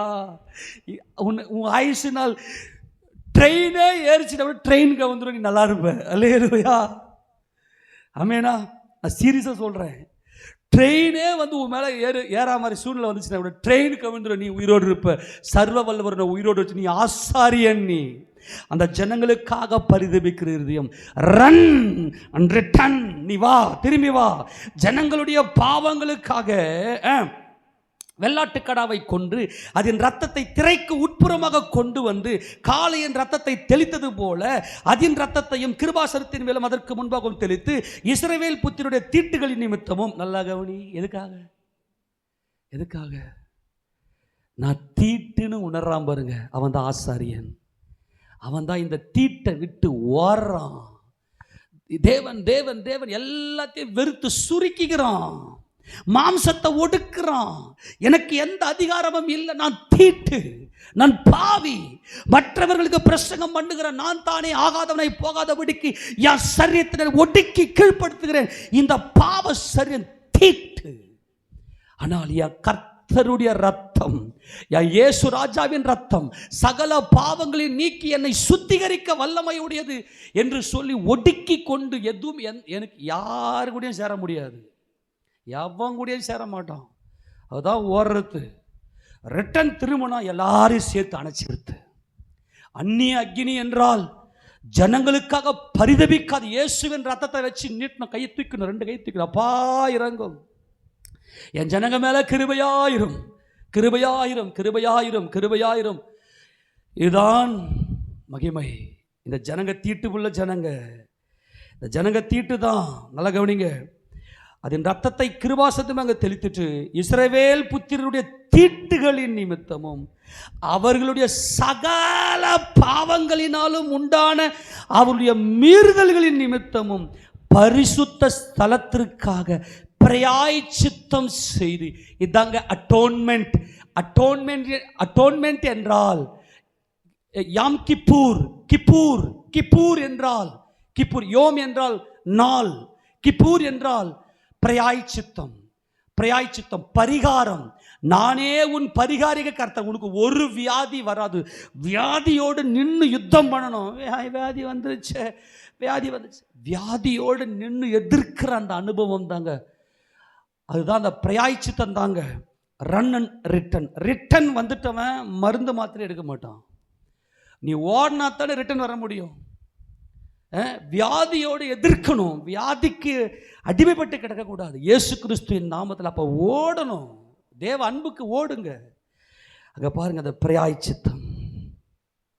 இதுதாங்க தேவன் நம்மேல் வைத்த அன்பு. தேவன் தம்முடைய ஒரே பேரான குமாரனாகி இயேசு கிறிஸ்துவை விசுவாசிக்கிறவன் எவனோ அவன் கெட்டு போகாமல் நித்திய ஜீவனை அடையும்படிக்கு அவரை தந்திருளி இவ்வளவாய் உலகத்தில் அன்பு கூர்ந்தார்.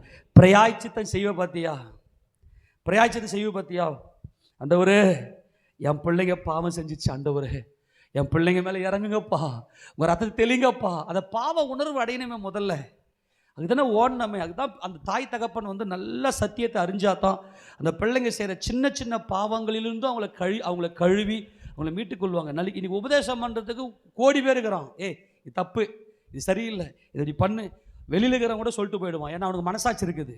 ஆனால் தேவனுடைய இரக்கங்களுக்காக கையை உயர்த்தி, ஆண்டவரே என் குடும்பத்தின் மேல் இரக்கமாக இருக்கும், என் பிள்ளைங்க மேலே இரக்கமாக இருக்கும், என் சபை மேலே இரக்கமாக இருக்கும், என் கிராமத்தின் மேல் இரக்கமாயிரும், என் தேசத்தின் மேல் இரக்கமாயிரும் ஆண்டவரே அப்படின்னு சொல்லி கையை உயர்த்தி ஜெபிக்கிறதுக்கு இன்னைக்கு ஆள் கிடையாது. குறைகளை சொல்றதுக்கு கோடி பேர் இருக்கிறான்.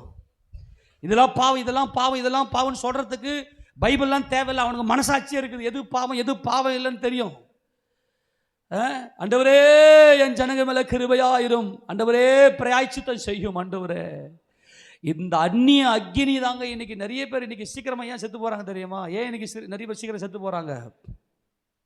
சில குறிப்பிட்ட சபைகளில் பார்த்தீங்கன்னா பரிசுத்தம் பரிசுத்தம் பரிசுத்தம் பரிசுத்தம், சின்ன பாவத்தை பார்த்தாலும் ஊன் அப்படி ஒரு மாதிரி. நல்லா கவனிங்க, நம்ம ஏசப்பா நாமத்துக்கு மகிமையாக முதலாவது தேவ அன்பும் தேவனுக்குள்ள மனித அன்பும், இதுதான் நம்முடைய சபையினுடைய டாக்டரின். அதுதான் இந்த உபதேசம். நம்ம டீச்சிங் பண்ணும் போதெல்லாம் தெளிவாக பேசணும். இதை மாதிரி இதுதான் சத்தியம், உங்களால் முடியுமான்னு கேட்டேன். அவன் சொல்லுங்க பார்க்கலாம், உங்களால் முடியுமா? வா, வந்தேன்னா இதை ஃபாலோ பண்ணு. நல்லா கவனி, இதுதான் வந்து வா என்னோட ஓடு, வா ஓடு, வாங்க ஓடு. ஓடுனா ரிட்டன் பண்ணுறீங்க அப்படின்னா உங்களால் ஒரு 4 மணிக்கு மேலே உங்களால் தூக்கமே வராது, அல்லது 3 மணிக்கு மேலே தூக்கமே வராது. நீங்கள் ரிட்டனில் இருக்கிறீங்க. ரிட்டனில் இருக்கிற அனுபவத்தை சொல்கிறேன்.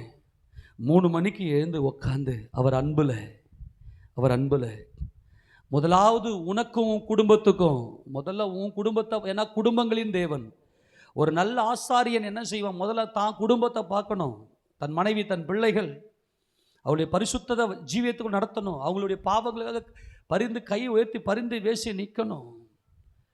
இயேசு ராஜாவுடைய பரிசுத்த நாமம் மகிமைப்படுவதாக.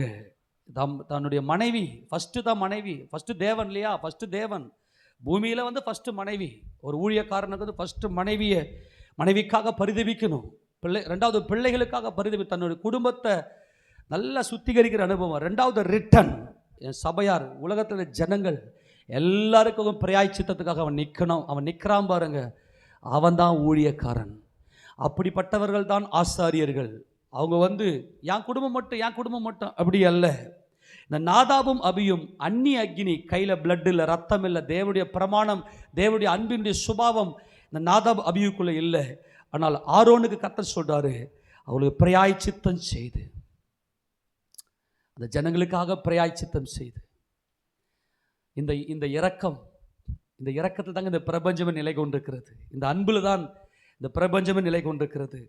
அப்போ அவருடைய வாசிப்பலாம், அந்த பிராயச்சித்தம் செய்து அவர்களிடத்தில் அவர்களுடைய தீட்டுகளுக்குள்ளே, அப்பா அல்லேலூயா, அவங்க கிட்ட அவர்களுடைய தீட்டுகளுக்குள்ளே நிற்கிற ஆசரிப்பு கூடாரத்துக்காகவும் அப்படி செய். ஆண்டவரே, சபை மேல கிருபை. இந்த உபவாச ஜபம் எல்லாம், இந்த உபவாச ஜபத்துக்கு வருகிற நீங்களாம் ஆசீர்வதிக்கப்பட்டவர்கள். என்ன ஜனங்களுக்காக ஜெபம் பண்றோம். ஆமேனா? எதுக்கு வரோம் சபைக்கு? நம்ம என் சபையை நோக்கி பாரு ஆண்டவரே, சபையில் இருக்கிற ஜனங்களை நோக்கி பாரு ஆண்டவரே, சபையில் குடும்பத்தை பாரு ஆண்டவரே. தீட்டு தான் பாருங்க, தீட்டுகளுக்குள்ள தான், அருவருப்புகளுக்குள்ள தான், தீட்டுகளுக்குள்ள தான் அவர் வாசம் பண்ணுகிறார். அவர் அவ்வளவு அன்புள்ள தேவன், அவ்வளவு இரக்கமுள்ள கர்த்தர். பாவிகளை பாவி என்று தீர்க்காதிருங்கள், அந்த பாவிகளுக்காக பரிதவியுங்கள், அந்த பாவிகளுக்காக கரங்களை உயர்த்தி கெஞ்சுங்கள். அதுதான் தேவனுடைய அக்கினி.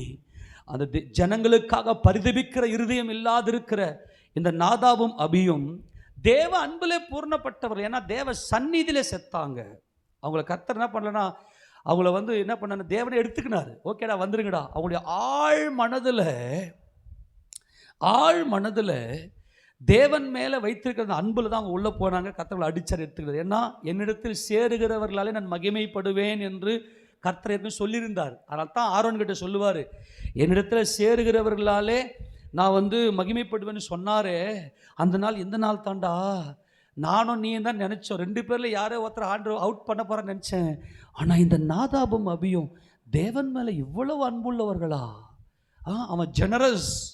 நாதாப் என்றால் ஜெனரஸ். அவன் பயங்கர மேன்மை உள்ளவன். அவனுடைய அனுபவம் எல்லாம் உன்னத அனுபவம். அபியூ என்றால் he is my father, அவர் என் அப்பா, என் தேவன் என் அப்பா. அப்போ இயேசு கிறிஸ்துவின் ரத்தம் எல்லாம் இருந்துச்சு அவர் கையில். ஆனால் ஜனங்களுக்காக பரிதபிக்கிற அந்த இருதயம் அவர்களுக்குள்ள இல்லாதிருப்பதுதான் அந்நிய அக்கினி. அப்போது அவளை தேவன் அடித்தார். ஆனால் அவர்களுக்குள்ளே இருக்கிற அந்த ஆசரிப்பு கூடாரத்துக்காக நீங்கள் என்ன பண்ணுங்க, அதை நீங்கள் சுத்திகரிங்க அப்படின்னு சொல்லி வருஷத்துக்கு ஒரு தரம் நீங்கள் இப்படி செய்து நீங்கள் என்னை இந்த ஜனங்களுக்கு மத்தியிலே, என்ன தேவன் எப்பொழுதுமே ஜனங்களுக்கு மத்தியிலே அவர் வாசம் பண்ணுகிறார். பழைய ஏற்பாட்டு காலத்தில் நிழலாட்டமாய் ஆசரிப்பு கூடாரத்துக்கு மத்தியில் சுற்றி ஜனங்க இருந்தாங்க. இன்னைக்கு புதிய ஏற்பாட்டு காலத்தில் சபையில் நம்முடைய தேவன் நம்ம மத்தியிலே அவர் வாசமாக இருக்கிறார். எத்தனை பேர் விசுவாசிக்கிறீங்க? எல்லாரும் ஆமென் சொல்லாமா? அந்த வசனத்தை நீங்கள் வாசிங்க. வருஷத்துக்கு ஒரு தரம் வாசிக்க பார்க்கலாம். கடைசி